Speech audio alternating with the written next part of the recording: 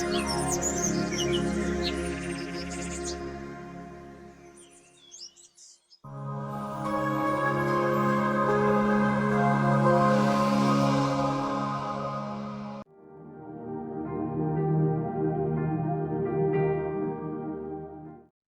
The Lord.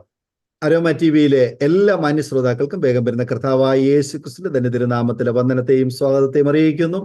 വീണ്ടും ഒരുമിച്ച് ഒരു പ്രാവശ്യം കൂടെ നിങ്ങളോടൊപ്പം അനുഗ്രഹീതമായതും വിലപ്പെട്ടതുമായ ഒരു ജീവിതാനുഭവവും സാക്ഷ്യവുമായി കടന്നു വരുന്നതിൽ ദൈവം ഒരുക്കത്ത നല്ല നിമിഷങ്ങൾക്കായി ദൈവത്തിന് നന്ദി പറയുന്നു. തുടർന്ന് ഇന്ന് നമ്മൾ ക്ഷണം സ്വീകരിച്ച കർത്താവിന്റെ ദാസി സുധ ജേക്കബ് നമ്മോടൊപ്പം സംസാരിക്കുവാനും സമയം ചെലവഴിക്കാനും കടന്നു വന്നിട്ടുണ്ട്. നമുക്ക് അവർക്ക് പ്രാർത്ഥനയോടെ ആയിരിക്കാം.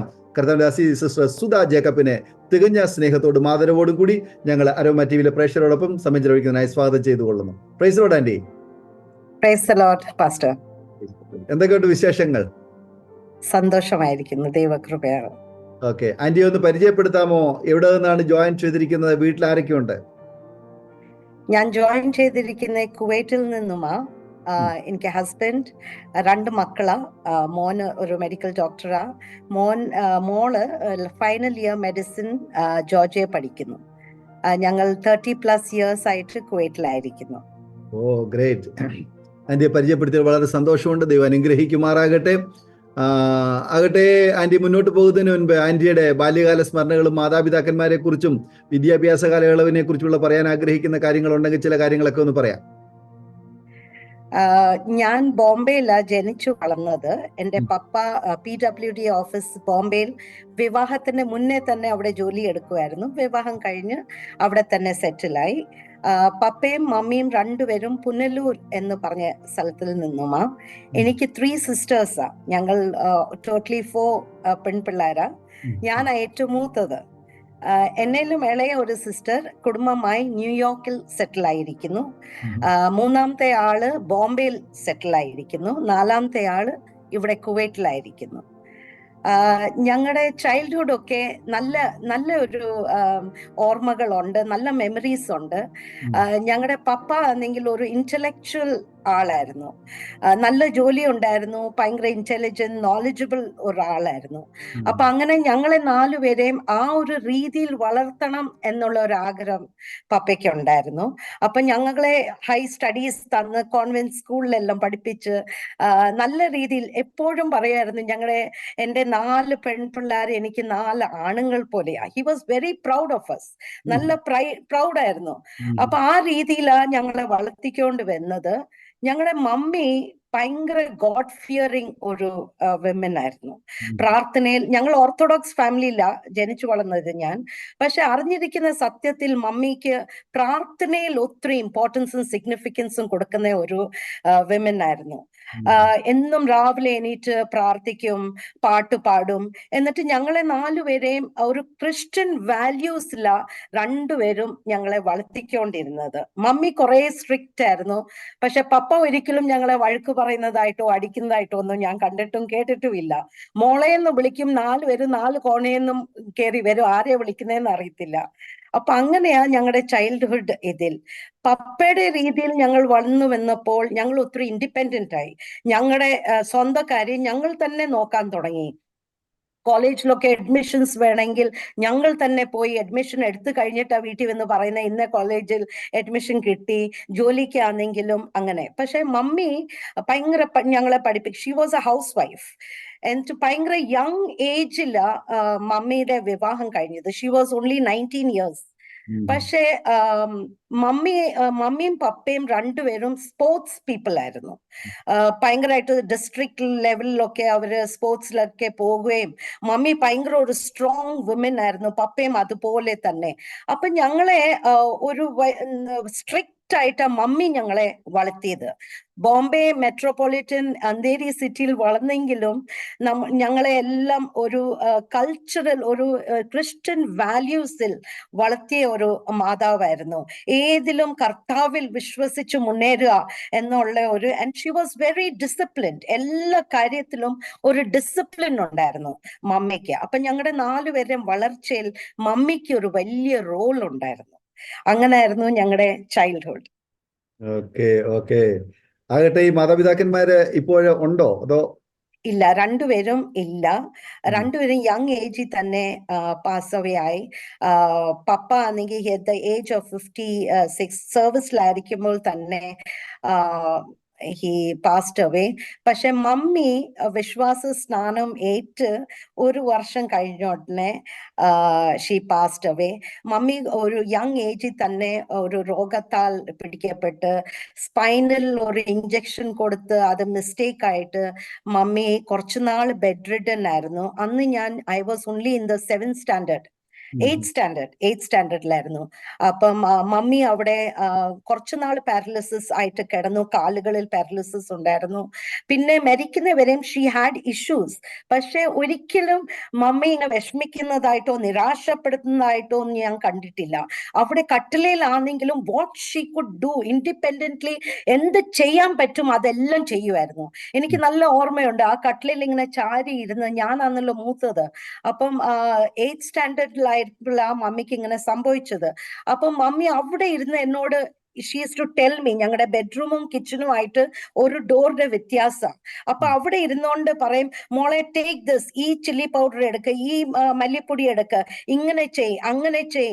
മമ്മിക്ക് വലിയ ആഗ്രഹം ഉണ്ടായിരുന്നു ഞങ്ങൾ 4 പേരും കുക്കിംഗ് അറിഞ്ഞിരിക്കണം. കാരണം മമ്മി 19 ഇയേഴ്സ് കല്യാണം കഴിഞ്ഞ് ഈ ബോംബെയിൽ വന്നപ്പോൾ മമ്മിക്ക് എൽഡർ സിസ്റ്റേഴ്സ് ഒക്കെ ഒത്തിരി ഉണ്ടായിരുന്നു. അപ്പം കിച്ചണിൽ പോകാനുള്ള ഒരു അവസരം മമ്മിക്ക് കിട്ടിയിട്ടില്ല. പഠനം കഴിഞ്ഞ ഉടനെ സ്പോർട്സിലും ഇങ്ങനെ സ്റ്റഡീസിലും എല്ലാം പോയിക്കൊണ്ട് മമ്മിക്ക് കുക്കിംഗ് അറിയത്തില്ലായിരുന്നു. ബോംബെ വന്നപ്പം ഇന്നത്തെ പോലെ ഇന്റർനെറ്റോ മൊബൈലോ ഒന്നും ഇല്ലല്ലോ. ഒരു കത്ത് എഴുതിയിട്ടായിരിക്കും ചോദിക്കുന്നത്, ഇത് എങ്ങനെ വെക്കുന്നത്, ഇത് അങ്ങനെ വെക്കുന്നത്. അപ്പൊ പപ്പയ്ക്ക് ഒന്നും അറിയത്തുമില്ല. അപ്പൊ ആ ലിമിറ്റേഷൻസ് മമ്മി എക്സ്പീരിയൻസ് ചെയ്തോണ്ട് ഷീ വാസ് വെരി അഡ്വന്റ്, അത് ഞങ്ങൾ 4 പേരും കുക്കിംഗ് പഠിച്ചിരിക്കണം എന്നുള്ളൊരു രീതിയിൽ ഞങ്ങളെ 4 പേരെയും നന്നായിട്ട് മമ്മി കുക്കിംഗ് പഠിപ്പിച്ചു. പക്ഷെ ഞാൻ 8th മമ്മിക്ക് ഈ ഒരു ഇഷ്യൂ ഉണ്ടായപ്പോഴും നിരാശപ്പെട്ടില്ല. മമ്മി അവിടെ ഇരുന്ന് എന്നെ അവിടെ ഇരുന്ന് ഇൻസ്ട്രക്ഷൻസ് തരുമായിരുന്നു, ഡു ദിസ് ഡു ദാറ്റ് എന്ന് പറഞ്ഞ് ഞങ്ങളെ 4 പേരും. ഇപ്പൊ ഞങ്ങൾ 4 പേരും നല്ല കുക്സാ.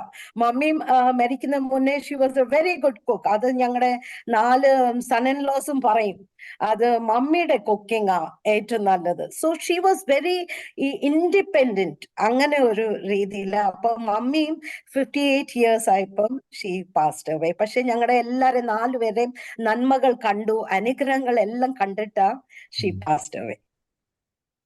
ആകട്ടെ, ആന്റി മാതാപിതാക്കന്മാരെ കുറിച്ചും സഹോദരങ്ങളെ കുറിച്ചും ഒക്കെ പറഞ്ഞതില് പരിചയപ്പെടുത്തൽ വളരെ സന്തോഷം. വളരെ അനുഗ്രഹിക്കപ്പെട്ട നല്ലൊരു പശ്ചാത്തലത്തില് വളർന്നു വരുവാൻ ദൈവം സഹായിച്ചല്ലോ. തുടർന്ന് അങ്ങോട്ട് ആന്റി അരോമ ടിവിയിലെ പ്രേക്ഷകരോടൊപ്പം പറയാൻ ആഗ്രഹിക്കുന്ന കാര്യങ്ങൾ ആന്റിക്ക് തുടർമാനായിട്ട് സംസാരിക്കാം. ഓക്കെ. ഫസ്റ്റ് ഓഫ് ഓൾ എനിക്ക് കർത്താവിനോട് വളരെ നന്ദിയുണ്ട്. ഒന്നും കൂടെ കർത്താവിടെ സാക്ഷിയായി നിൽക്കുവാൻ കർത്താവ് സഹായിച്ചു. അതിനായി അരോമ TV ഒരു ചാനലാക്കി മാറ്റിയതിനായി പാസ്റ്റർ ഡാനിയൽ ജോണിനോട് നന്ദിയുണ്ട്. ഇങ്ങനെ ഒരു അവസരം തന്നതിനായി ഈ ഒരു ടെസ്റ്റിമണി എല്ലാവർക്കും ഒരു അനുഗ്രഹമായി തീരട്ടെ എന്ന് പ്രാർത്ഥിച്ചുകൊണ്ട് ഞാൻ തുടങ്ങുന്നു. ഞാൻ പറഞ്ഞതുപോലെ പാസ്റ്റർ ഇൻട്രൊഡ്യൂസ് ചെയ്തതുപോലെ എൻ്റെ പേര് സുധ ജേക്കബ്. ഞങ്ങൾ കുവൈറ്റിലായിരിക്കുന്നു, 2 മക്കളുണ്ട്. നല്ലൊരു കുടുംബ ജീവിതം കർത്താവ് ഞങ്ങൾക്ക് നൽകിയതിനായി കർത്താവിനെ സ്തുതിക്കുന്നു, സ്തോത്രം ചെയ്യുന്നു. ഞാൻ ബോംബെയിൽ പഠിച്ചു വളർന്നു. അവിടെ സെന്റ് സേവിയേഴ്സ് സ്കൂൾ എന്ന് പറഞ്ഞ സ്കൂളിൽ ഒരു പ്രിൻസിപ്പലായി കർത്താവ് എനിക്കൊരു പൊസിഷൻ തന്നു. ഒരു യങ് ഏജിൽ തന്നെ കർത്താവ് എന്നെ ഉയർത്തി മാനിച്ചു. പല എക്സ്പീരിയൻസ് ടീച്ചേഴ്സിന്റെ മുന്നിൽ അവരെ ഒരു പ്രിൻസിപ്പൽ ആകുവാൻ കർത്താവ് സഹായിച്ചു. വിവാഹത്തിന്റെ മുന്നേ തന്നെ അവിടെ കർത്താവ് ഉയർത്തി. അത് കഴിഞ്ഞ് ഒരു സോണൽ ഹെഡ് ആയിട്ട് എന്നെ അപ്പോയിന്റ് ചെയ്തപ്പെട്ടു. അവിടെ 5 സ്കൂൾസ് ഇൻചാർജ് ആക്കി. അങ്ങനെ നല്ലൊരു ജോലിയും നല്ല എഡ്യൂക്കേഷനും എല്ലാം തന്ന് കർത്താവ് മാനിച്ചു. അത് കഴിഞ്ഞ് വിവാഹം കഴിഞ്ഞിട്ട് ഞങ്ങൾ കുവൈറ്റിലേക്ക് കടന്നു വന്നു. ഞാൻ 1994 കുവൈറ്റിൽ വന്നേ. ഹസ്ബൻഡ് 91 92 ഹസ്ബൻഡ് ഇവിടെ കുവൈറ്റിൽ വന്നു. അപ്പൊ അങ്ങനെ ഞങ്ങൾ നല്ലൊരു കുടുംബ ജീവിതമായി ഇവിടെ കുവൈറ്റിൽ ആരംഭിച്ചു. മർത്തോമ ചേർച്ചിലാണ് ഞങ്ങൾ പോയിക്കൊണ്ടിരുന്നെ. എന്റെ വിവാഹം കഴിഞ്ഞത് ഒരു മർത്തോമ ഫാമിലിയിലാണ്. അത് നല്ലൊരു ഫാമിലിയിലാണ്. എൻ്റെ ഫാദർ ഇൻ ലോ ഒരു ഇവാഞ്ചലിസ്റ്റ് ആയിരുന്നു. എൻ്റെ ബ്രദറിൻ്റെ ഒരു അച്ഛനാ, അച്ഛൻ്റെ മോനും അച്ഛനാ. വലിയ നല്ലൊരു സ്പിരിച്വൽ ഫാമിലിയിൽ കടന്നു പോകുവാൻ കർത്താവ് സഹായിച്ചു. കുവൈറ്റിൽ ഞങ്ങൾ മർത്തോമ ചേർച്ചിലാ പോയിക്കൊണ്ടിരുന്നേ. നല്ല രീതിയിൽ ഞാൻ വന്ന ഉടനെ നല്ല ജോലി കർത്താവ് തന്നു. രണ്ടുപേർക്കും നല്ല ജോലി ഉണ്ടായിരുന്നു, കുഞ്ഞുങ്ങൾ 2 പേര്. ഇങ്ങനെ പോയിക്കൊണ്ടിരിക്കുന്ന കാലഘട്ടത്തിൽ 1998 ഈ വർഷത്തിൽ ഞങ്ങൾക്ക് വലിയൊരു ട്രാജഡി ഞങ്ങളുടെ ജീവിതത്തിൽ കടന്നു വന്നു. ട്രാജഡി എന്ന് പറഞ്ഞാൽ എൻ്റെ ഹസ്ബൻഡ് ഒരു ഹോസ്പിറ്റലിൽ ഒരു ഫിനാൻസ് ഡിപ്പാർട്ട്മെന്റ് ഹെഡ് ആയിരുന്നു. അപ്പൊ അവിടെ ജോലി ചെയ്തുകൊണ്ടിരിക്കുമ്പോൾ എല്ലാ ക്യാഷ് ട്രാൻസാക്ഷൻസ് എല്ലാം എൻ്റെ ഹസ്ബൻഡാ ഹാൻഡിൽ ചെയ്തുകൊണ്ടിരുന്നത്. അപ്പൊ അന്നത്തെ കാലഘട്ടത്തിൽ Thursday half day, Friday of ആയിരുന്നു മിഡിൽ ഈസ്റ്റിൽ, കുവൈറ്റിൽ. അപ്പം മന്ത് എൻഡ് ആയപ്പോൾ ഈ ഡോക്ടേഴ്സിനും സ്റ്റാഫിനും എല്ലാം സാലറി കൊടുക്കണം. അന്ന് ഇന്നത്തെ പോലെ ബാങ്കിൽ പോകത്തില്ല, ട്രാൻസാക്ഷൻസ് ക്യാഷ് ആയിട്ടാ അവർക്ക് കൊടുക്കുന്നത്, സാലറീസ് കൊടുക്കുന്നത്. അപ്പൊ അന്ന് തേഴ്സ്ഡേ ആയിക്കൊണ്ട് ഹാഫ് ഡേ ആയിരുന്നു. ഈ മന്തൂപ്പ് ഈ ആള് പോയി സാലറി കൊണ്ടുവന്നപ്പോഴത്തേക്ക് ഒത്തിരി ലേറ്റ് ആയിപ്പോയി. അപ്പൊ എല്ലാ ഡോക്ടേഴ്സും കുറെ പേരങ്ങ് പോയി, വീട്ടിലേക്ക് പോയി. അപ്പൊ ഈ സാലറീസ് അന്ന് ഡിസ്ട്രിബ്യൂട്ട് ചെയ്യാൻ സാധിച്ചില്ല. അതുകൊണ്ട് എൻ്റെ ഹസ്ബൻഡ് ഈ ക്യാഷ് എല്ലാം വലിയൊരു എമൗണ്ട് ആയിരുന്നു, KD കുവൈറ്റി ദിനാസ് ആയിരുന്നു, അതെല്ലാം കൂടെ ആ സേഫിലേക്ക് വെച്ച് ലോക്ക് ചെയ്തിട്ട് വീട്ടിലേക്ക് കടന്നു വന്നു. പിറ്റേന്ന് ഫ്രൈഡേ, അന്ന് ഓഫാ ഞങ്ങക്ക്. സാറ്റർഡേ രാവിലെ ഓഫീസിലേക്ക് കടന്നു പോയപ്പോൾ ഈ സാലറി ഡിസ്ട്രിബ്യൂട്ട് ചെയ്യാനായിട്ട് ഹസ്ബൻഡ് ലോക്കർ തുറന്നപ്പോൾ ഈ വെച്ച അമൗണ്ട് അവിടെ കാണുന്നില്ല. കംപ്ലീറ്റ് അമൗണ്ട് പോയിരിക്കുന്നു. എന്നാൽ ആ സേഫ് ആരും പൊട്ടിച്ചിട്ടില്ല. ഒരു ചാവിയും കൊണ്ട് തുറന്ന് തന്നെ അത് എംറ്റി ചെയ്തിട്ട് ലോക്ക് ചെയ്തിട്ട് തിരിച്ച് വെച്ചു. അപ്പം സേഫ് തുറന്നപ്പം സേഫ് എംറ്റിയാ, ലോക്ക്ഡ്. ഒഫീഷ്യലി ഈ സേഫ്റ്റി ചാവി എൻ്റെ ഹസ്ബൻഡിന്റെ കയ്യെ മാത്രമേ ഉള്ളൂ, വേറെ ആരുടെയും കയ്യെ ചാവി ഇല്ല ഒഫീഷ്യലി. പക്ഷെ നമുക്ക് എല്ലാവർക്കും അറിയാം, ഒരു സേഫ് നമ്മൾ വാങ്ങിക്കുമ്പോൾ കുറഞ്ഞത് ഒരു 3 ഡ്യൂപ്ലിക്കേറ്റ്സ് നമുക്ക് കിട്ടും. എൻ്റെ ഹസ്ബൻഡ് അവിടെ ജോയിൻ ചെയ്തപ്പോൾ ഇവർ ഒരു ചാവി മാത്രമേ കൊടുത്തുള്ളൂ. അടുത്ത 2 ചാവി ആരുടെ കയ്യിലാ എന്തെന്ന് നമുക്ക് അറിയത്തില്ല. ഇതായപ്പോഴത്തേക്ക് ഭയങ്കര അപ്സെറ്റ് ആയിപ്പോയി. എനിക്ക് ഇപ്പോഴും ഓർമ്മയുണ്ട്, ഞാൻ ഓഫീസില്ല. അപ്പം എൻ്റെ ഹസ്ബൻഡ് എന്നോട് വിളിച്ചു പറഞ്ഞു, ഇങ്ങനെ ഒരു കാര്യം സംഭവിച്ചു, എന്ത് ചെയ്യണമെന്ന് ഞങ്ങൾക്ക് അറിയത്തില്ല. ഇത് ഞങ്ങളുടെ ജീവിതത്തിൽ വലിയൊരു സെറ്റ് ബാക്ക് ആയി. അപ്പൊ മാനേജ്മെന്റ് തന്നെ പറഞ്ഞു, പോയി കംപ്ലൈന്റ് ചെയ്യ്, നീ വെച്ചിരുന്ന അമൗണ്ട് അല്ലേ, യു ഗോ ആൻഡ് കംപ്ലെയിൻ. അങ്ങനെ പോലീസ് കേസായി, പോലീസ് സ്റ്റേഷനിൽ കംപ്ലൈന്റ് കൊടുത്തു.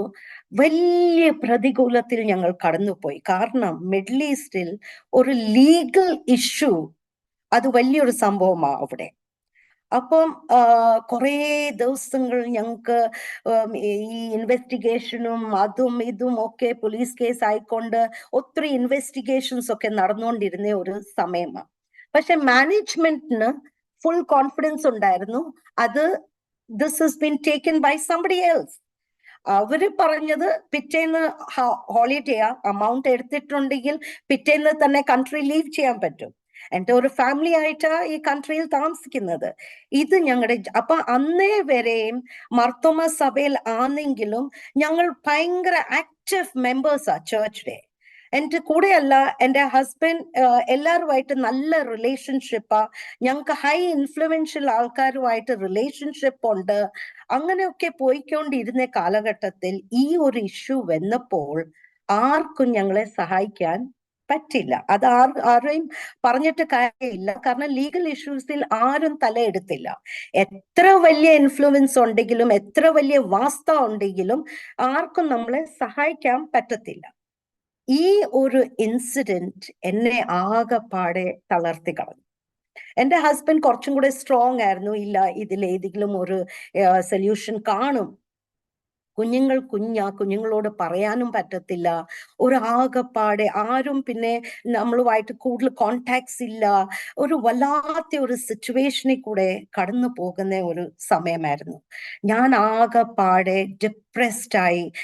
ആരോട് എന്ത് പറയണം, എങ്ങനെ സഹായം കിട്ടും, ഇതിനൊരു സൊല്യൂഷൻ എങ്ങനെയാകും എന്നുള്ള ഒരു രീതിയിൽ കടന്നു പോയപ്പോൾ ഒരു ദിവസം ഒരു ലാസ്റ്റ് സ്റ്റേജ്, ഒരു ഡിപ്രഷൻ, ഫ്രസ്ട്രേഷൻ സ്റ്റേജിൽ എൻ്റെ ബെഡ്റൂമിൽ ഞാൻ കടന്നു ചെന്ന് കതക് അടച്ചിട്ട് ഞാൻ അവിടെ മുട്ടുമേൽ നിന്നിട്ട് 2 കരങ്ങളും മോളിൽ പൊക്കിയിട്ട് മോളിൽ നോക്കിയിട്ട് ഞാൻ പറഞ്ഞു, ജീസസ് പ്ലീസ് ഹെൽപ്പ് മീ. ഇത്രയും മാത്രമേ ഞാൻ പറഞ്ഞുള്ളൂ. കർത്താവേ എന്നെ സഹായിക്കണേ എന്ന് ഞാൻ പറഞ്ഞു. ഇത്രയും മാത്രം എനിക്ക് അറിയാം പാസ്റ്റർ. ദൈവ സാന്നിധ്യം അവിടെ താഴെ ഇറങ്ങി.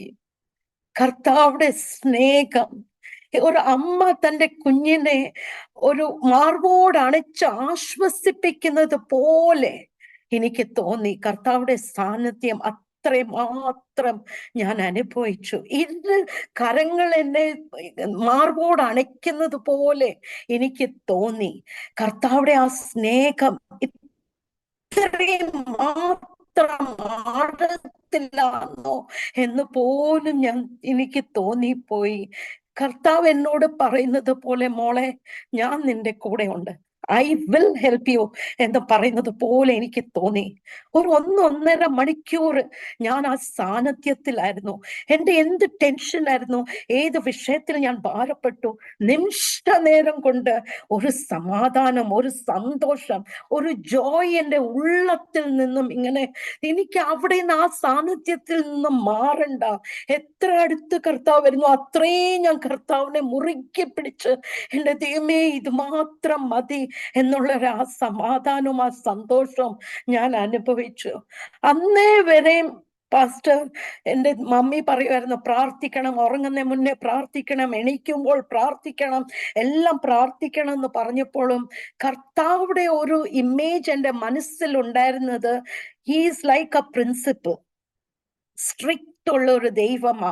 നമ്മൾ എന്തെങ്കിലും തെറ്റ് ചെയ്താൽ ഒരു ദിവസം പ്രാർത്ഥിക്കത്തില്ലെങ്കിൽ കർത്താവ് നമ്മളെ പണിഷ് ചെയ്യും എന്നുള്ള ഒരു പെർസ്പെക്റ്റീവ് ആയിരുന്നു കർത്താവിനെ കുറിച്ച്, ദൈവത്തെ കുറിച്ച് ഒരു പെർസ്പെക്റ്റീവ് അങ്ങനെയായിരുന്നു. He's very strict, he's very far away, if we don't do this he will punish us എന്നുള്ള ഒരു രീതിയായിരുന്നു എന്റേത്.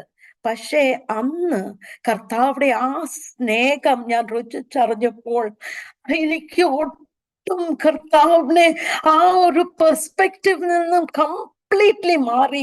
നമ്മൾ ഇത്രയും മാത്രം സ്നേഹിക്കുന്ന ഒരു ദൈവം ഉണ്ടോ? നമ്മൾ പ്രാർത്ഥിക്കാൻ മുട്ടുകുത്തുമ്പോൾ ദൈവം ഹല്ലേലൂയ നമ്മുടെ ഓരോരോ വാക്കുകൾ കേൾക്കുന്നുണ്ട്. നമ്മുടെ ഉള്ളത്തിന്റെ വേദനകൾ മനുഷ്യർ അറിയത്തില്ല, മനുഷ്യർ കാണത്തില്ല. എന്നാൽ നമ്മുടെ ഓരോരോ തുള്ളി കണ്ണുനീരും നമ്മുടെ ഓരോരോ വേദനകൾ കർത്താവ് അറിയുന്നു. നമ്മൾ പിതാവേ എന്ന് വിളിക്കുമ്പോൾ കർത്താവുടെ സാന്നിധ്യം അവിടെ ഇറങ്ങുന്ന ഒരു ദൈവത്തെയാണ് നമ്മൾ ആരാധിക്കുന്നത്, നമ്മൾ വിശ്വസിക്കുന്നു. ആ ദൈവത്തിന്റെ സ്നേഹം, ആ ആഴം അന്ന് അറിയുവാൻ കർത്താവ് എന്നെ സഹായിച്ചു. ഹല്ലേലൂയ, സ്തോത്രം. ദൈവമേ, ഇന്നും ഞാനത് ഓർക്കുമ്പോൾ ഞാൻ വിചാരിക്കും, എൻ്റെ ദൈവമേ, നമ്മളെ സ്നേഹിപ്പാൻ നമ്മൾ ഞങ്ങൾ എന്തുണ്ടോ എന്ന് ഉള്ളൂ എന്നുള്ള ഒരു ആ തോന്നൽ എപ്പോഴും എനിക്ക് കടന്നു വരും. ഇങ്ങനെ 1-1.5 മണിക്കൂർ ദൈവ സാന്നിധ്യത്തിൽ ഞാനായിരുന്നു. 1.5 മണിക്കൂർ കഴിഞ്ഞപ്പോൾ ടെലിഫോൺ കോൾ, ഒരു റിങ് അടിക്കുന്നതായിട്ട് ഞാൻ കേട്ടു. ഞാൻ അവിടെ നിന്ന് എണീറ്റു, ടെലിഫോൺ എടുത്തപ്പോൾ ആ ഓപ്പോസിറ്റ് സൈഡിൽ നിന്ന് ആ ആൾ എന്നോട് പറയുക, അത് നിങ്ങളുടെ കേസ്, നിങ്ങളുടെ ഇഷ്യൂ അത് കംപ്ലീറ്റ്ലി സോൾവ് ആയി, നിങ്ങൾ ഇന്നസെന്റ് ആന്ന് കർത്താവ് അവിടെ ഇത് ചെയ്തു, പ്രൊക്ലെയിം ചെയ്തു. അതെനിക്ക് ഒരു നിമിഷ നേരം കൊണ്ട് ഞങ്ങൾ മാസങ്ങളായി കടന്നു പോകുന്ന വേദന, പ്രയാസം, വിഷമം കർത്താവ് ഒരു നിമിഷ നേരം കൊണ്ട് അതിനെ പൂർണ്ണമായി സോൾവ് ചെയ്ത് തന്നു. അതെന്താ കാരണമൊന്നും ഞങ്ങൾക്ക് അറിയത്തില്ല. എന്നാൽ ദൈവം നിമിഷ നേരം കൊണ്ട് സ്ഥിതിഗതികളെ മാറ്റുന്ന ദൈവം, മല പോലുള്ള വിഷയങ്ങളെ മഞ്ഞു പോലെ ആക്കി തീർക്കുന്ന ദൈവം, ഹൃദയത്തിലെ വേദന അറിയുന്ന ദൈവം, നിരൂപണങ്ങളെ അറിയുന്ന ദൈവം, പ്രാർത്ഥന കേൾക്കുന്ന ദൈവം, പ്രാർത്ഥനയ്ക്ക് ഉത്തരം നൽകുവാൻ കർത്താവ് താഴെ ഇറങ്ങിവെന്ന് ആശ്വസിപ്പിക്കുന്ന ദൈവം, അത് ഞാൻ അന്ന് രുചിച്ചറിഞ്ഞു. എന്റെ കംപ്ലീറ്റ് പെർസ്പെക്റ്റീവ്, കർത്താവിടെ ആ ചിന്ത, ആ പെർസ്പെക്റ്റീവ് എന്റെ കംപ്ലീറ്റ്ലി മാറി. ഇത്രയും മാത്രം ഞാൻ അറിഞ്ഞു. നമ്മൾ സേവിക്കുന്ന ദൈവം, നമ്മൾ അറിഞ്ഞിരിക്കുന്ന ദൈവം ജീവനുള്ള ദൈവമാകുന്നു. നമ്മുടെ ഉള്ള അവസ്ഥ അറിയുന്ന ദൈവമാകുന്നു. ഉള്ളവും പുറവും ഒരുപോലെ കാണുന്ന ദൈവമാകുന്നു. ഹെൽപ്പ് മീ എന്ന് പറയുമ്പോൾ he is happy to come down. He doesn't have to think twice. ഇറങ്ങി വന്ന് പ്രവർത്തിക്കുന്ന ഒരു ദൈവമാകുന്നു എന്ന് ഞാൻ വിളിച്ചു പറയുവാൻ എനിക്ക് യാതൊരു ലജ്ജയുമില്ല. ഹല്ലേലൂയ. അന്നത്തോടു കൂടി ദൈവത്തോടുള്ള ആ പെർസ്പെക്റ്റീവ് മാറിയപ്പോൾ ഞാൻ നീൽ ചെയ്ത് പ്രാർത്ഥിക്കുമ്പോൾ, ആ മുട്ടുമേൽ പ്രാർത്ഥിക്കുമ്പോൾ ഞാൻ എപ്പോഴും കാണുന്നത് ദൈവത്തിന്റെ 2 കരങ്ങൾ നീട്ടി, വാ മോളെ, കം ടു മീ എന്നുള്ള ഒരൊറ്റ വാക്ക് മാത്രമേ എനിക്ക് കേൾക്കാൻ പറ്റൂ. ആ ദൈവം ഇത്രമാത്രം നമ്മളെ സ്നേഹിപ്പോൾ നമ്മൾ എന്തുള്ളൂ എന്ന് ഞാൻ പലവട്ടവും ചിന്തിക്കാറുണ്ട്. എന്നെ കേൾക്കുന്ന എല്ലാവരോടും എനിക്ക് പറയേണ്ട ഒരു കാര്യമേ ഉള്ളൂ. നമ്മൾ ആൾക്കാരിൽ വിശ്വസിക്കേണ്ട, ആൾക്കാരിൽ ഡിപ്പെൻഡ് ചെയ്യേണ്ട ആവശ്യമില്ല. നമ്മളെ സ്നേഹിക്കുന്ന ഒരു ദൈവമുണ്ട്. ദൈവസന്നിധിയിൽ നമ്മൾ കടന്നു ചെന്ന് കർത്താവേ എന്നെ സഹായിക്കണേ എന്ന് പറയുമ്പോൾ he is very happy to come down. ഏത് പ്രോബ്ലം ആണെങ്കിലും അതിനൊരു സൊല്യൂഷൻ തരുവാൻ ദൈവം മതിയായവനായ ദൈവമാകുന്നു. നിമിഷ നേരം കൊണ്ട് മനുഷ്യരാൽ അസാധ്യം ഏത് മല പോലുള്ള വിഷയമാണെങ്കിലും കർത്താവിന് നിമിഷ നേരം കൊണ്ട് അത് മാറ്റുവാൻ സാധ്യമാകുന്നു. അതുകൊണ്ട് മനുഷ്യരിൽ ആശ്രയിക്കുന്നതിലും അപ്പുറമായി കർത്താവിടെ അടുത്ത് പോയി കർത്താവിനോട് നമ്മുടെ പ്രോബ്ലംസ് പറയുമ്പോൾ, നമ്മൾ പറയുന്ന മുന്നേ തന്നെ കർത്താവ് താഴെ ഇറങ്ങി വന്ന് നമുക്ക് വേണ്ടി പ്രവർത്തിക്കുന്ന ഒരു ദൈവമാകുന്നു എന്നെനിക്ക് പറയാം. അത് കഴിഞ്ഞ് ഈ ഒരു ഇൻസിഡന്റ് കഴിഞ്ഞിട്ട് എനിക്ക് കർത്താവിനോട് ആ ഒരു റിലേഷൻഷിപ്പ്, ഒരു പേഴ്സണൽ റിലേഷൻഷിപ്പ് ഉണ്ടാക്കാൻ തുടങ്ങി. ഞാൻ എപ്പോൾ പ്രാർത്ഥിച്ചാൽ എനിക്കറിയാം ദൈവം ഉണ്ട്, എൻ്റെ അടുത്തുണ്ട്, ദൈവം കേൾക്കുന്നുണ്ട്, കർത്താവിടെ 2 കരങ്ങൾ എനിക്ക് വേണ്ടി നീട്ടിയിട്ടുണ്ട്. അതുകൊണ്ട് ഞാനിപ്പം പാസ്റ്ററോട് സംസാരിക്കുന്നത് പോലെ കർത്താവിനോട് ഞാൻ സംസാരിക്കുവാൻ തുടങ്ങി. ആ ഒരു പ്രശ്നത്തിൽ കൂടെ കടന്നു പോയപ്പോൾ ഞാൻ പല ലെസൺസ്, നമ്മൾ ഓരോരോ പ്രശ്നത്തിൽ കൂടെ കടന്നു പോകുമ്പോൾ നമ്മൾ പല ലെസൺസ് നമ്മൾ പഠിക്കും. ഈ ഒരു അവസ്ഥയിൽ എൻ്റെ സിസ്റ്റർ, 2ാമത്തെ സിസ്റ്റർ ആദ്യം വിശ്വാസത്തിൽ കടന്നു വന്നേ. അവൾ കടന്നു പോയ ആ സഭയുടെ പാസ്റ്ററും അമ്മാമ്മയും, പാസ്റ്റർ ജോസഫ് മാത്യു, അമ്മാമ്മ ആനി അമ്മാമ്മ, ഇവർ ഞങ്ങളുടെ വീട്ടിൽ കടന്നു വന്ന്, അവർക്ക് എന്നെ കൂടുതലായിട്ട് അറിയത്തില്ല. എൻ്റെ സിസ്റ്ററും പുതിയ വിശ്വാസികളാ, എന്നെ കൂടുതലായിട്ട് അറിയത്തില്ല. എന്നാൽ അവരുടെ ആ ലവ്, ആ ദൈവ സ്നേഹം ഞാൻ കണ്ടു. അവർക്ക് എൻ്റെ വീട്ടിൽ വന്ന് പ്രാർത്ഥിച്ച് ഫാസ്റ്റിംഗ് ചെയ്യാനൊന്നും അവർക്ക് നേടാനൊന്നുമില്ല. എന്നാൽ അവരുടെ പ്രശ്നത്തെ പോലെ ഏറ്റെടുത്ത് എനിക്ക് വേണ്ടി പ്രാർത്ഥിക്കുവാനും ഞങ്ങളുടെ കുടുംബത്തിന് വേണ്ടി ഫാസ്റ്റിംഗ് ചെയ്യുവാനെല്ലാം ഈ അമ്മാമ്മ, ആനി അമ്മാമ്മ എപ്പോഴും ഞങ്ങളുടെ ഭവനത്തിൽ വന്ന് പ്രാർത്ഥിക്കുമായിരുന്നു. ആ ദൈവ സ്നേഹം ഞാൻ കണ്ടു. അതിന് മുന്നേ ഞാൻ ഈ ദൈവ സ്നേഹം, ഓക്കെ, എല്ലാവരും നമ്മളെ സ്നേഹിക്കുന്നുണ്ട്, എല്ലാവരും നമ്മളോട് കോപ്പറേറ്റ് ചെയ്യുന്നുണ്ട്, പക്ഷെ ആ ദൈവ സ്നേഹം എല്ലാവരിലും നമുക്ക് കാണാൻ സാധിക്കത്തില്ല. ഈ അമ്മാമ്മയുടെ ആ ദൈവ സ്നേഹവും ആ പാസ്റ്ററുടെ ആ വന്ന് പ്രാർത്ഥിക്കുന്ന അതൊക്കെ എന്നെ ഒത്തിരി അങ്ങ് ചേഞ്ച് ചെയ്തു. ആ ദിവസങ്ങളിൽ ആരോ എനിക്ക് ഒരു ബുക്ക് തന്നു. I dared to call him father എന്ന് പേരുള്ള ഒരു ബുക്കാണ്. ആ ബുക്ക് ഒരു പാകിസ്ഥാനി മുസ്ലിം വുമന്റെ, ബിൽക്കിസ് ഷേഖ് എന്ന് പറഞ്ഞ ഒരു പാകിസ്ഥാനിയുടെ ഒരു ടെസ്റ്റിമണി ബുക്കാണ്. അപ്പൊ ഞാൻ ഒത്തിരി വായിക്കും, ഞാൻ റീഡിങ് ഹാബിറ്റ് ഉണ്ട്. അപ്പൊ ആ ബുക്ക് ഞാൻ വായിക്കാൻ തുടങ്ങി. വായിക്കാൻ തുടങ്ങിയപ്പോൾ ആ ടെസ്റ്റിമണിയിൽ എഴുതിയിരിക്കുന്നത് my father told me this, my father told me that, my father told me not to go there, my father told me not to go there. അപ്പം പറയുന്നതെല്ലാം ഓഡിബിളി കർത്താവുടെ ശബ്ദം കേൾക്കുന്നതായിട്ടാ ഈ ടെസ്റ്റിമണിയിൽ പറയുന്നത്. അപ്പൊ ഞാൻ ഈ ബുക്ക് വായിച്ചപ്പോൾ ഞാൻ വിചാരിച്ചു, ഓക്കെ, കർത്താവുടെ സാന്നിധ്യവും സ്നേഹവും ഞാൻ രുചിച്ചറിഞ്ഞു. പക്ഷെ കർത്താവ് ഇങ്ങനെ ഒരു മനുഷ്യരോട് സംസാരിക്കുമോ എന്നുള്ളൊരു ക്വസ്റ്റ്യൻ മാർക്ക് എനിക്ക് വന്നു. അപ്പൊ ഞാൻ പറഞ്ഞു, അപ്പൊ ഞാൻ വായിച്ചുകൊണ്ടിരിക്കുമ്പോൾ ഞാൻ പറയുക, കർത്താവെ, ഷീസ് എ മുസ്ലിം വുമൻ, എന്നിട്ട് അവളോട് കർത്താവ് ഓഡിബ്ലി സംസാരിക്കുന്നുണ്ട്. അങ്ങനെ ആണെങ്കിൽ ഞാനൊരു ക്രിസ്ത്യൻ ഫാമിലിയിലല്ലേ വളർന്നത്, അന്നോ അതൊക്കെയായിരുന്നു ചിന്ത. അപ്പം അവളോട് സംസാരിക്കാമെങ്കിൽ എന്നോടും സംസാരിക്കാമല്ലോ എന്നുള്ള ഒരു ഇത് വന്നു. അപ്പൊ ഞാൻ ആ ബുക്ക് എടുത്തിട്ട് ആ ബുക്ക് മേൽ കൈവച്ചിട്ട് ഞാൻ പറഞ്ഞു, father, if this testimony is true, ഈ ടെസ്റ്റിമണി സത്യമാണെങ്കിൽ, അങ്ങ് ബിൽക്കിസ് ഷെയ്ഖിനോട് സംസാരിച്ചിട്ടുണ്ടെങ്കിൽ എന്നോടും അങ്ങ് സംസാരിക്കണം എന്ന് വലിയ വാഞ്ചയോട് ഞാൻ അന്ന് പ്രാർത്ഥിച്ചു. അന്ന് രാത്രി ഒരു 2 മണിക്ക്, 2-2:30 മണിയുടെ ഇടയ്ക്ക്, നല്ല ഉറക്കത്തിലായിരുന്നു, ഞാൻ ഒരു ശബ്ദം കേൾക്കുക. മൈ ചൈൽഡ്, ഇംഗ്ലീഷിലാ കർത്താവ് പറഞ്ഞത്, my child, I have given you my sun, the earth and the waters, the rest you have to do.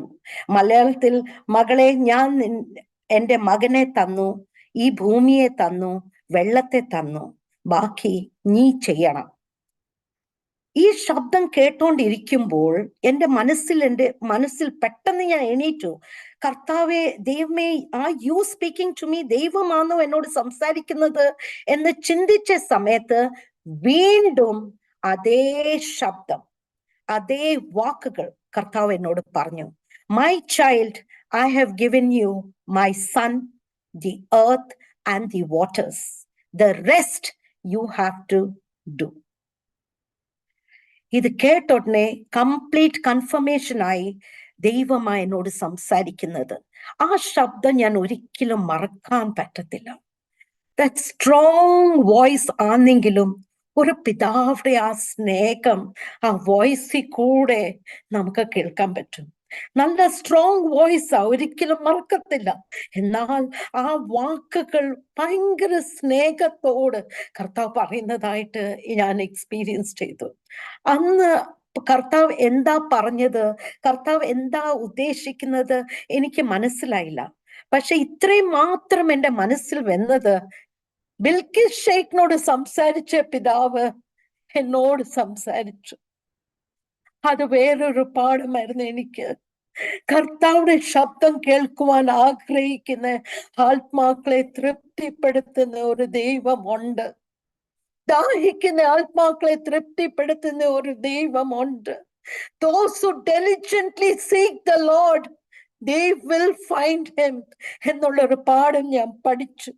He is eager, he is happy. കർത്താവിന് ഭയങ്കര സന്തോഷമാ തന്റെ മക്കളോട് സംസാരിക്കുവാൻ. അത് ഞാൻ ഒരു പാഠം പഠിച്ചു.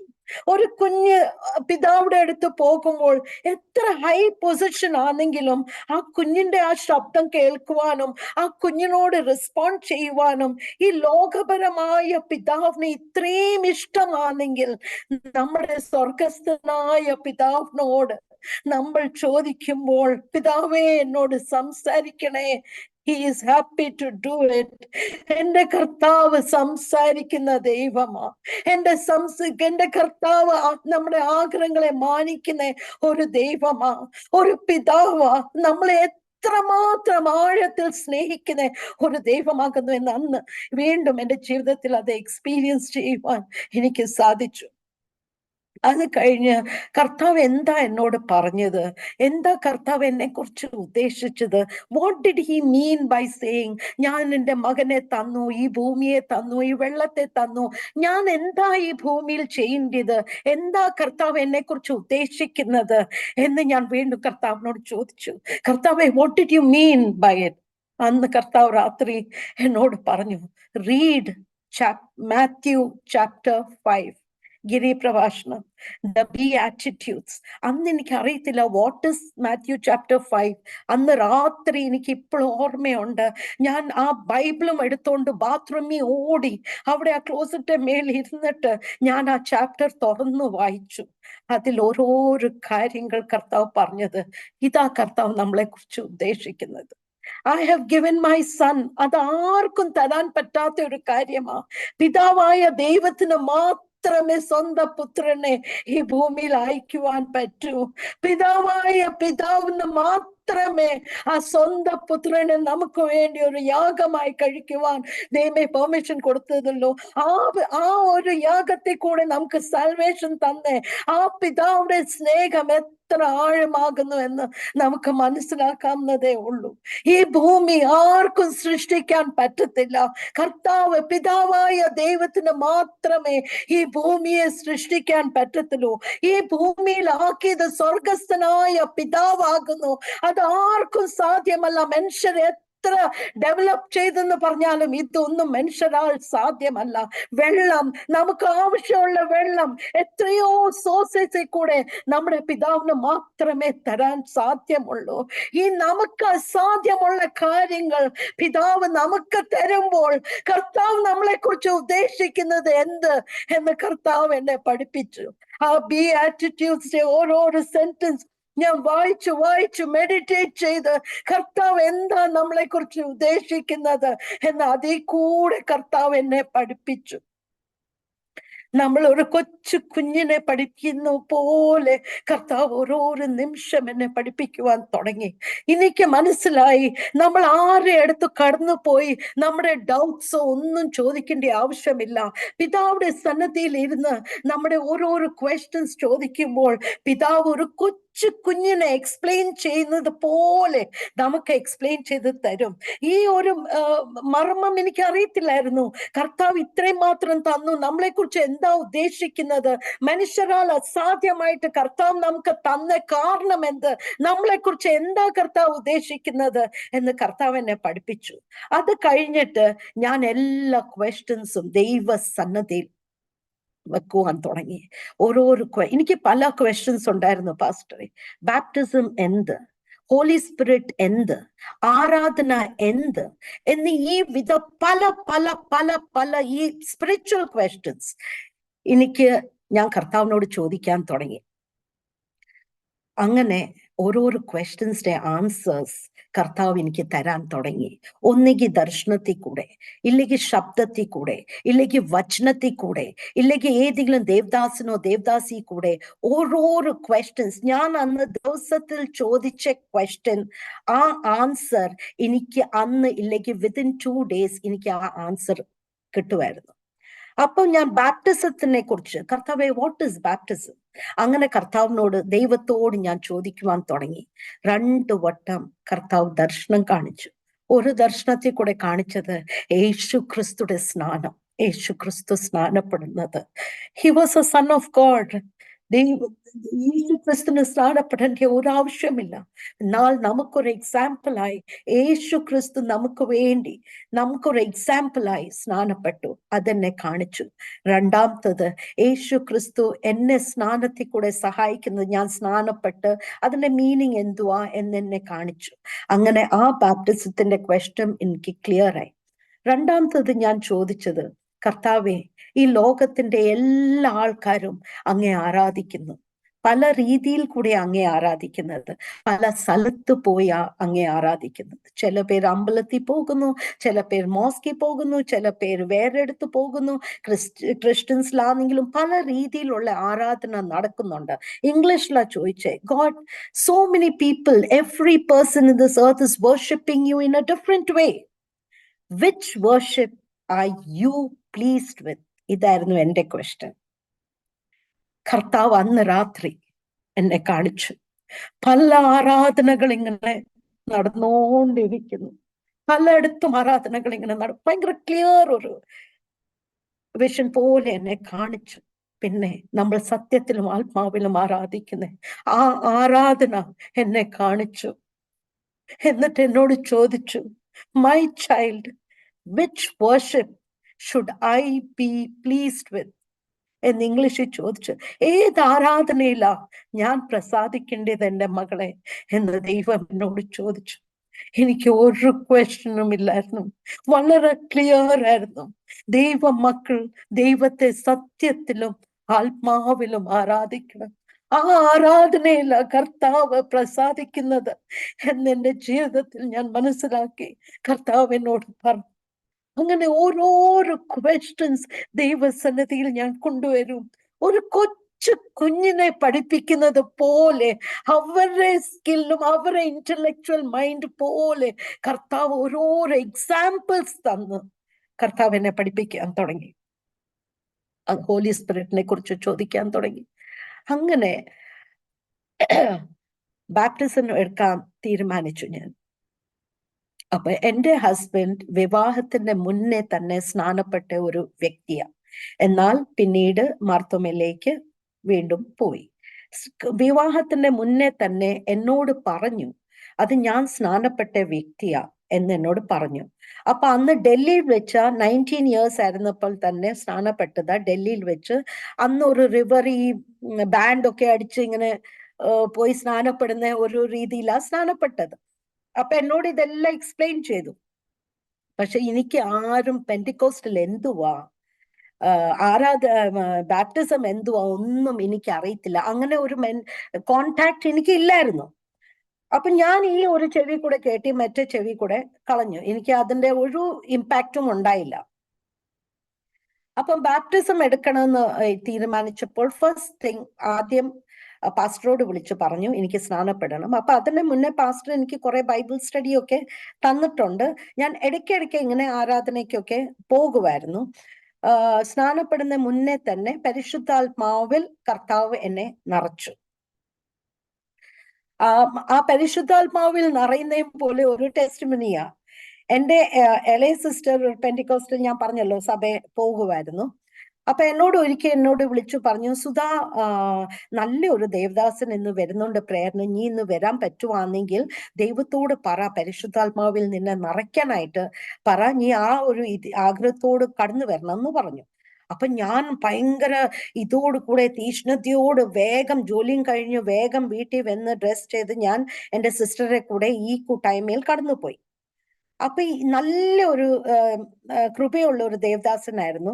അപ്പൊ എന്റെ ലെഫ്റ്റിലും റൈറ്റിലും മുന്നിൽ ഇരിക്കുന്ന ആൾക്കാരെല്ലാം പടപടേന്ന് അങ്ങ് ഹോളി സ്പിരിറ്റിൽ അങ്ങ് നിറയുക, അന്യ ഭാഷയിൽ അവരങ്ങോട്ട് ആരാധിക്കുക. എനിക്ക് മാത്രം ആ പരിശുദ്ധാത്മാവിടെ നിറവ് കിട്ടിയില്ല. അതെനിക്ക് ഒത്തിരി വിഷമമായി. കാരണം ഞാൻ ഫാസ്റ്റിംഗ് എല്ലാം ചെയ്തിട്ടാ പോയത്. എനിക്കത് ഒത്തിരി വിഷമമായി. ഞാൻ ഒന്നും പറഞ്ഞില്ല, എന്റെ സിസ്റ്ററിനും വിഷമമായി. പക്ഷെ അന്ന് ആ പ്രാർത്ഥനയിൽ ഒരു സിസ്റ്ററിന് അവിടെ ഒരു വെളിപ്പാട് കിട്ടി. ആ സിസ്റ്റർ എന്റെ സിസ്റ്ററിനോട് പറഞ്ഞു, അത് ബീന, എന്റെ സിസ്റ്ററുടെ പേര് ബീന. ബീന, നിന്റെ മൂത്ത ചേച്ചി വന്നല്ലോ, കർത്താവ് എനിക്ക് ഒരു വെളിപ്പാട് തന്നു, അത് സിസ്റ്ററിനോട് പറയണമെന്ന് പറഞ്ഞു. അപ്പൊ എന്തുവാ, നിന്റെ സിസ്റ്ററിനോട് പറയണം 2 ക്വാളിറ്റീസ് ഉണ്ട്, ആ ക്വാളിറ്റീസിൽ നിന്നും മാറി, means you have to overcome that. ഒന്ന് പ്രൈഡ്, രണ്ടാമത്തത് ഗോസിപ്പ്. ഈ 2 ക്വാളിറ്റീസിൽ നിന്നും മാറിക്കഴിഞ്ഞാൽ കർത്താവ് പരിശുദ്ധാത്മാവിൽ നിറയ്ക്കും. അപ്പൊ ഞാൻ പുതിയതായിട്ട് ഈ സഭയിലെല്ലാം പോകുന്നത്. അപ്പൊ എന്റെ സിസ്റ്ററിന് ഒരു പേടി, ഇപ്പൊ ഞാൻ ഇത് പറഞ്ഞാൽ ഇപ്പം ഇവൾ വീണ്ടും ആരാധനയ്ക്ക് വരുമോ, പ്രാർത്ഥനയ്ക്ക് വരുമോ. പക്ഷെ അവൾ എന്നോട് പറഞ്ഞപ്പോ ഞാൻ ചിന്തിക്കാൻ തുടങ്ങി, കറക്റ്റാ, ഞാൻ കുഞ്ഞിലെ തന്നെ വലിയ സ്ഥാനങ്ങൾ മാനങ്ങൾ എല്ലാം കർത്താവ് തന്നു. അരികതയില്ലാത്ത സ്ഥാനങ്ങളാ കർത്താവ് തന്നത്. അപ്പൊ അന്നൊക്കെ ഞാൻ ചിന്തിച്ചത് എന്റെ എബിലിറ്റി, എന്റെ കെപ്പാബിലിറ്റി കണ്ടോണ്ടാ കർത്താവ് ഇതെല്ലാം തന്നത്. അപ്പം കറക്റ്റാ, പ്രൈഡ് എന്റെ ഉള്ളത്തിൽ ഉണ്ട് എന്ന് ആക്സെപ്റ്റ് ചെയ്യുവാനുള്ള കൃപ കർത്താവ് തന്നു. ഇല്ലെങ്കിൽ എന്റെ പേഴ്സണാലിറ്റിയിൽ അങ്ങനെ ആക്സെപ്റ്റ് ചെയ്യാൻ സാധ്യമല്ല. രണ്ടാമത്തത് ഗോസിപ്പ്. ഈ ഓഫീസിൽ ഞങ്ങൾ ഈ ഇന്റർവെൽസ് ടൈമിൽ ഞങ്ങൾ എല്ലാവരും കൂടെ കൂടി ഞങ്ങളുടെ ഫേവറേറ്റ് ഹോബി അവരെ കുറിച്ച് പറയാ, ഇവരെ കുറിച്ച് പറയാ, ഈ ഗോസിപ്പ് ചെയ്യാ, ആ ഗോസിപ്പ് ചെയ്യാ എന്ന് ഞങ്ങളുടെ ഫേവറേറ്റ് ഹോബി ആയിരുന്നു. അപ്പൊ അതും ശരിയാ. അപ്പൊ ഈ രണ്ട് കാര്യങ്ങൾ ഞാൻ അത് അക്സെപ്റ്റ് ചെയ്തു. കർത്താവെ, കറക്റ്റാ, ഞാൻ പ്രൗഡാ, ഞാൻ ഗോസിപ്പ് ചെയ്യുന്നുണ്ട്. അപ്പൊ അന്ന് തൊട്ട് ഞാൻ ഈ കാര്യത്തിൽ വളരെ സൂക്ഷിക്കുവാൻ തുടങ്ങി. കർത്താവിടെ സന്നദ്ധിയിൽ പ്രാർത്ഥിച്ചു, കർത്താവ് ഈ രണ്ട് അങ്ങേക്ക് ഹിതമല്ലാത്ത ഈ രണ്ട് ക്വാളിറ്റി എന്നിൽ നിന്നും മാറ്റണം.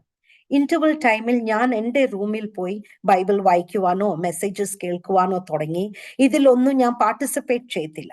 പ്രൈഡ് എപ്പ എന്റെ മനസ്സിൽ വന്നാലും ഇത് ഞാൻ പെട്ടെന്ന് ചിന്തിക്കും, അത് കർത്താവിന് ഇത് ഇഷ്ടമല്ല എന്നുള്ള ഒരു രീതിയിൽ ആയി. വീണ്ടും 1 മാസം കഴിഞ്ഞപ്പോൾ വീണ്ടും ഒരു പാസ്റ്റർ, വിസിറ്റിംഗ് പാസ്റ്റർ സഭയിൽ കടന്നു വന്നു. അന്നും എൻ്റെ സിസ്റ്റർ ഇതേ കാര്യം പറഞ്ഞു, സുധ, നിനക്ക് പരിശുദ്ധാത്മാവിൽ നിറയണമെങ്കിൽ you pray and you come എന്ന് പറഞ്ഞു. അപ്പൊ ഞാൻ അന്നും ഇതേപോലെ ഫാസ്റ്റിംഗ് എടുത്ത് വേഗം ഫ്രണ്ടിൽ പോയി ഇരുന്നു. അന്നും ഫ്രണ്ടിൽ പോയി ഇരുന്നു. പക്ഷെ ഈ പ്രാവശ്യം ആരും പരിശുദ്ധാത്മാവിൽ നിറഞ്ഞില്ല.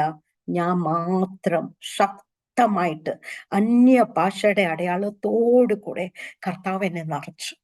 എനിക്ക് പറയാനുള്ളത്, നമുക്ക് എത്ര ആഗ്രഹമുണ്ടെങ്കിലും, നമ്മൾ എത്ര കർത്താവിനോട് അടുത്താണെങ്കിലും ചെറിയ ചെറിയ കാര്യങ്ങൾ നമ്മുടെ നന്മയ്ക്ക് തടസ്സമായി നിൽക്കും. അത് കർത്താവ് പറയുമ്പോൾ അത് അക്സെപ്റ്റ് ചെയ്യുവാനുള്ള കൃപ കർത്താവിനോട് ചോദിക്കണം. എൻ്റെ പേഴ്സണാലിറ്റിയിൽ അങ്ങനെ സാധ്യമല്ലായിരുന്നു, എനിക്കത് അറിയാം. പക്ഷെ ദൈവത്തിന്റെ കൃപയാൽ കൃപയാൽ കൃപയാൽ അത് അക്സെപ്റ്റ് ചെയ്ത്. എന്നാൽ ഞാൻ പെർഫെക്റ്റ് ആണെന്ന് ഞാൻ പറയത്തില്ല. 100% അതിൽ നിന്ന് തിരിഞ്ഞു പോയെന്ന് പറയാൻ പറ്റത്തില്ല. എന്നാൽ നമ്മൾ ഒരു സ്റ്റെപ്പ് എടുക്കുമ്പോൾ കർത്താവ് 10 സ്റ്റെപ്പ് നമുക്ക് വേണ്ടി എടുക്കും. കർത്താവ് ഒരിക്കലും 100% പെർഫെക്ഷൻ ചിന്തിക്കുന്നില്ല, അക്സെപ്റ്റ് ചെയ്യുന്നുമില്ല, പക്ഷേ എക്സ്പെക്ട് ചെയ്യുന്നുമില്ല. പക്ഷേ നമ്മുടെ ആ മനസ്സിന്റെ ആഗ്രഹം, നമുക്ക് അതിൽ നിന്ന് മാറണം എന്നുള്ള ഒരു ചെറിയ ചിന്ത കർത്താവ് അത് മാനിക്കും. ഇത്രയും എനിക്ക് മനസ്സിലായി. ആ ഒരു ഇച്ചിരി മതി. എന്നെ കൊണ്ട് സാധ്യമല്ല, ഞാൻ ചെയ്യത്തില്ല എന്നല്ല, ഇച്ചിരി ദൈവമേ എനിക്ക് ആഗ്രഹമുണ്ട്, ആ ആഗ്രഹത്തെ മാനിക്കുന്ന ഒരു കർത്താവ്. അപ്പൊ അങ്ങനെ ബാപ്റ്റിസത്തിന്റെ മുന്നേ തന്നെ കർത്താവ് പരിശുദ്ധാത്മാവിൽ നിറച്ചു, ശക്തമായി നിറച്ചു. അങ്ങനെ ബാപ്റ്റിസം ചെയ്യുവാൻ തീരുമാനിച്ചു. ബാപ്റ്റിസം എടുത്തു. 25th ഫെബ്രുവരി 2000 എൻ്റെ ബാപ്റ്റിസം കുവൈറ്റിൽ വെച്ച് തന്നെ ബാപ്റ്റിസം ചെയ്യാൻ കർത്താവ് സഹായിച്ചു. അത് കഴിഞ്ഞിട്ടാ റിയൽ പ്രോബ്ലംസ് തുടങ്ങിയത്.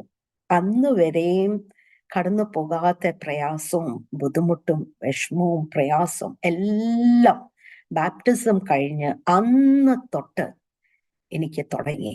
ഭയങ്കര പ്രതികൂലം. ആരാധനയ്ക്ക് പോകുവാൻ പോലും ഒരു സ്വാതന്ത്ര്യം ഇല്ലായിരുന്നു.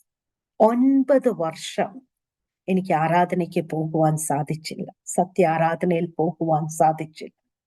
എന്നാൽ ഈ 9 വർഷം എപ്പ ആരാധന സഭയിൽ നടക്കുന്നു ആ സമയത്ത് ഞങ്ങളുടെ കിച്ചന്റെ അടുത്തൊരു ചെറിയ മെയ്ഡ്സ് റൂം എന്ന് പറഞ്ഞു ഉണ്ട്. ആ റൂമിൽ എൻ്റെ ഇട്ടിട്ട് ഞാൻ എൻ്റെ ബൈബിൾ എടുത്ത് ഒരു നോട്ട്ബുക്കും എടുത്ത് അവിടെ മുട്ടുമേൽ നിൽക്കും.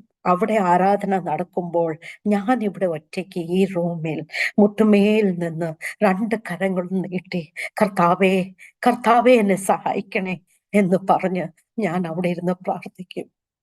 പാസ്റ്ററെ, ഒരു മനുഷ്യൻ താഴെ ഇറങ്ങി വന്ന് എൻ്റെ കൂടെ ഇരുന്ന് എന്നെ പഠിപ്പിക്കുന്നത് പോലെ കർത്താവിൻ്റെ ഓരോരോ വചനങ്ങൾ, ബൈബിൾ ഏതാന്നൊക്കെ എൻ്റെ ദൈവം എന്നെ അവിടെ ഇരുന്ന് പഠിപ്പിക്കുവാൻ തുടങ്ങി. എൻ്റെ ഓരോരോ സംശയങ്ങൾ, ദൈവത്തെ എങ്ങനെ ആരാധിക്കണം, ദൈവത്തെ എങ്ങനെ സ്തുതിക്കണം, വചനത്തിന്റെ ഓരോരോ ആഴമേറിയ മർമ്മങ്ങൾ കർത്താവ് എനിക്ക് വെളിപ്പെടുത്തുവാൻ തുടങ്ങി. ആ സമയത്തിരുന്ന് ആ സന്തോഷം, ആ സമാധാനം നമ്മൾ ഒരു ചേർച്ചിൽ പോയി അനുഭവിക്കുന്നതിലും 100 മടങ്ങായി കർത്താവുടെ ഫെലോഷിപ്പിൽ ഞാൻ അവിടെ ഇരുന്ന് കർത്താവിനെ ആരാധിക്കും, പ്രാർത്ഥിക്കും, വചനം വായിക്കും. എൻ്റെ പറയുന്നതെല്ലാം നോട്ട്ബുക്കിൽ ഞാൻ എഴുതും. ഒരു ടീച്ചർ കുഞ്ഞിനെ പഠിപ്പിക്കുന്നത് പോലെ. I can tell you, Jesus is the best teacher. ഇരുന്ന് ഓരോരോ വചനങ്ങൾ ഞാൻ ഈ ബ്ലൂ രജിസ്റ്റർ ബുക്കില്ലേ, ആ രജിസ്റ്റർ ബുക്കിൽ ഞാൻ ഓരോന്നിങ്ങനെ എഴുതുവാൻ തുടങ്ങി. ഹിബ്രൂസ് ചാപ്റ്റർ ഒക്കെ അന്ന് എനിക്ക് അറിയത്തും കൂടെ ഇല്ല.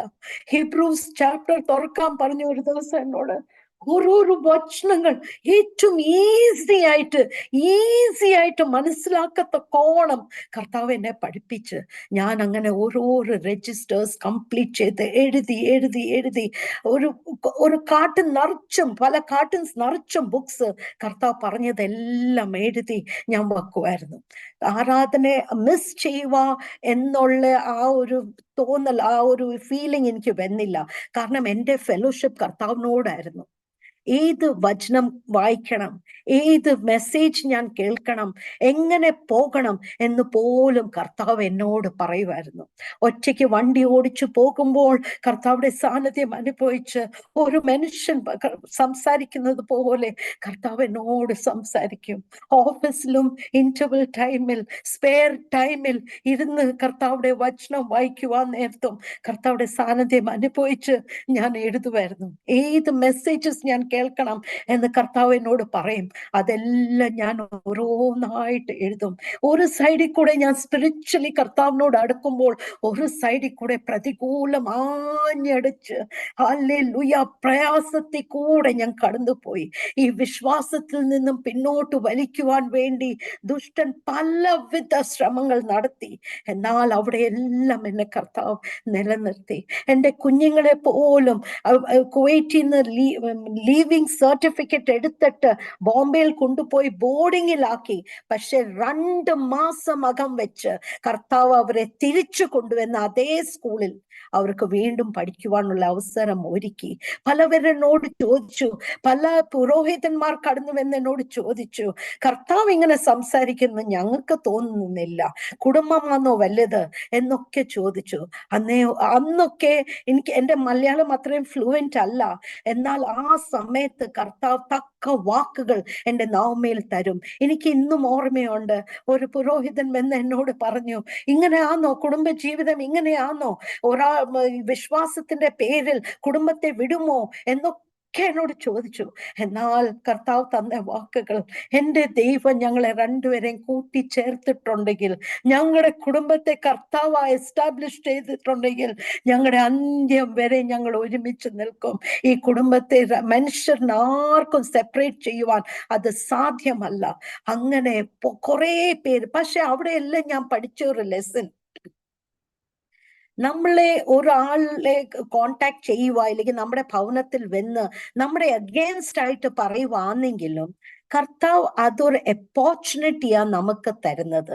ഈ വരുന്ന എല്ലാ പുരോഹിതന്മാർ, അച്ഛന്മാര്, തിരുമേനിമാരൊക്കെ കടന്നു വരുന്നത് ഒരേ ഒരു ഒബ്ജക്റ്റില് എന്നെ ഈ വിശ്വാസത്തിൽ നിന്ന് മാറ്റുവാൻ വേണ്ടിയാ അവർ കടന്നു വരുന്നത്, അവർ പ്ലാൻ ചെയ്ത് വരുന്നത്. എന്നാൽ അവരോട് എൻ്റെ ടെസ്റ്റിമണി പറയുവാൻ കർത്താവ് അതൊരു ഓപ്പർച്യൂണിറ്റി ആക്കി മാറ്റി. അത് കർത്താവുടെ വലിയ കൃപയാണ്. അതെനിക്ക് പറയാനുള്ള, ഏകരായി വരുന്ന സഹോദരികൾ ഇങ്ങനത്തെ ഒരു ഓപ്പർച്യൂണിറ്റി കർത്താവ് തരുമ്പോൾ അത് ഒരിക്കലും വേസ്റ്റ് ചെയ്യരുത്. നമുക്ക് തന്നിരിക്കുന്ന ആ ടെസ്റ്റിമണി ആരുടെ മുന്നിൽ പറയുവാൻ ഒരിക്കലും നമ്മൾ ഭയപ്പെടരുത്. നമ്മൾ ധൈര്യത്തോട് കർത്താവ് പറഞ്ഞത് അത് ഇന്നല്ലെങ്കിൽ നാളെ അത് ഒരു ഫ്രൂട്ട് കർത്താവ് അവിടെ തരും.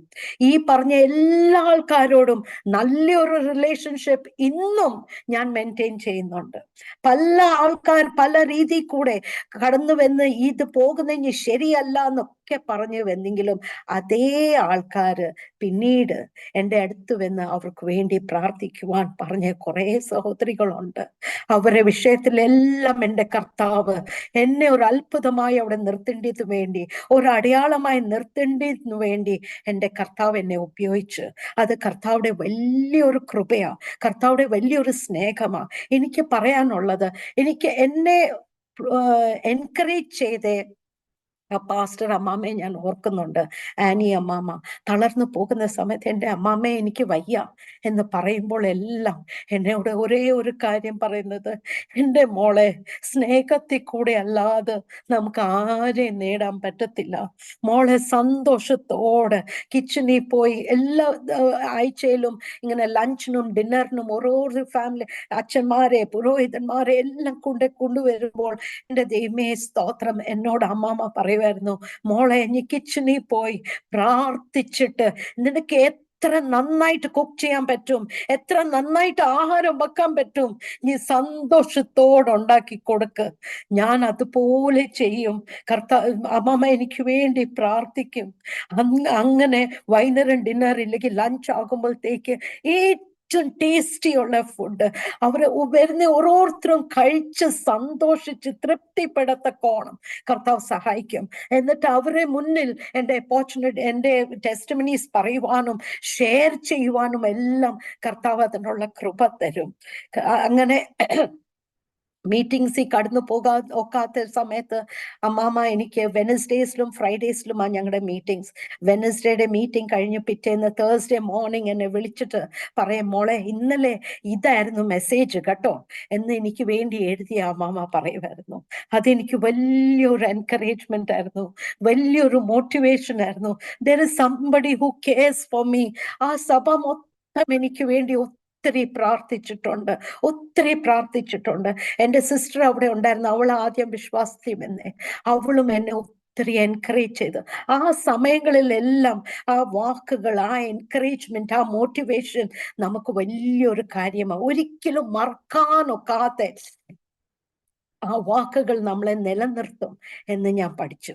അങ്ങനെ 9 വർഷം കർത്താവ് എന്നെ ഓരോരോ ദിവസങ്ങൾ എന്നെ പഠിപ്പിച്ച് എൻ്റെ ക്വസ്റ്റ്യൻസ് എല്ലാം സോൾവ് ചെയ്ത് ഭയങ്കരമായിട്ട് കർത്താവുടെ ഫെലോഷിപ്പിൽ കർത്താവ് എന്നെ നടത്തി. 9 വർഷം കഴിഞ്ഞ് അതിനുള്ള സ്വാതന്ത്ര്യ മോന് ബാപ്റ്റിസം ചെയ്തു.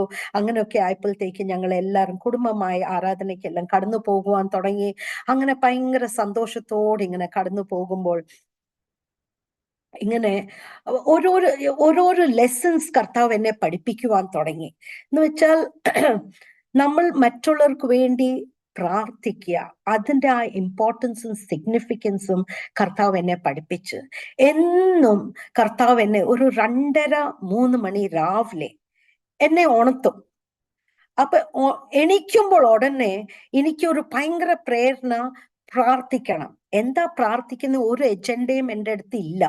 എന്നാൽ ഫ്രണ്ട് റൂമിൽ, ബെഡ്റൂമിൽ നിന്ന് കടന്നു ചെന്ന് ഡ്രോയിങ് റൂമിൽ പോയിട്ട് ഞാൻ അവിടെ മുട്ടുമേൽ നിൽക്കുമ്പോൾ ഭയങ്കരമായിട്ട് പരിശുദ്ധാത്മാവ് തന്നെ ആ ഫുൾ അനോയിന്റിങ്ങിൽ എന്നെയും കൊണ്ട് പ്രാർത്ഥിപ്പിക്കും. സ്പെഷ്യലി ഈ റീജിയണൽ ടെറിട്ടോറിയൽ ബോണ്ടേജസിനെ എല്ലാം ബൈൻഡ് ചെയ്യുവാൻ.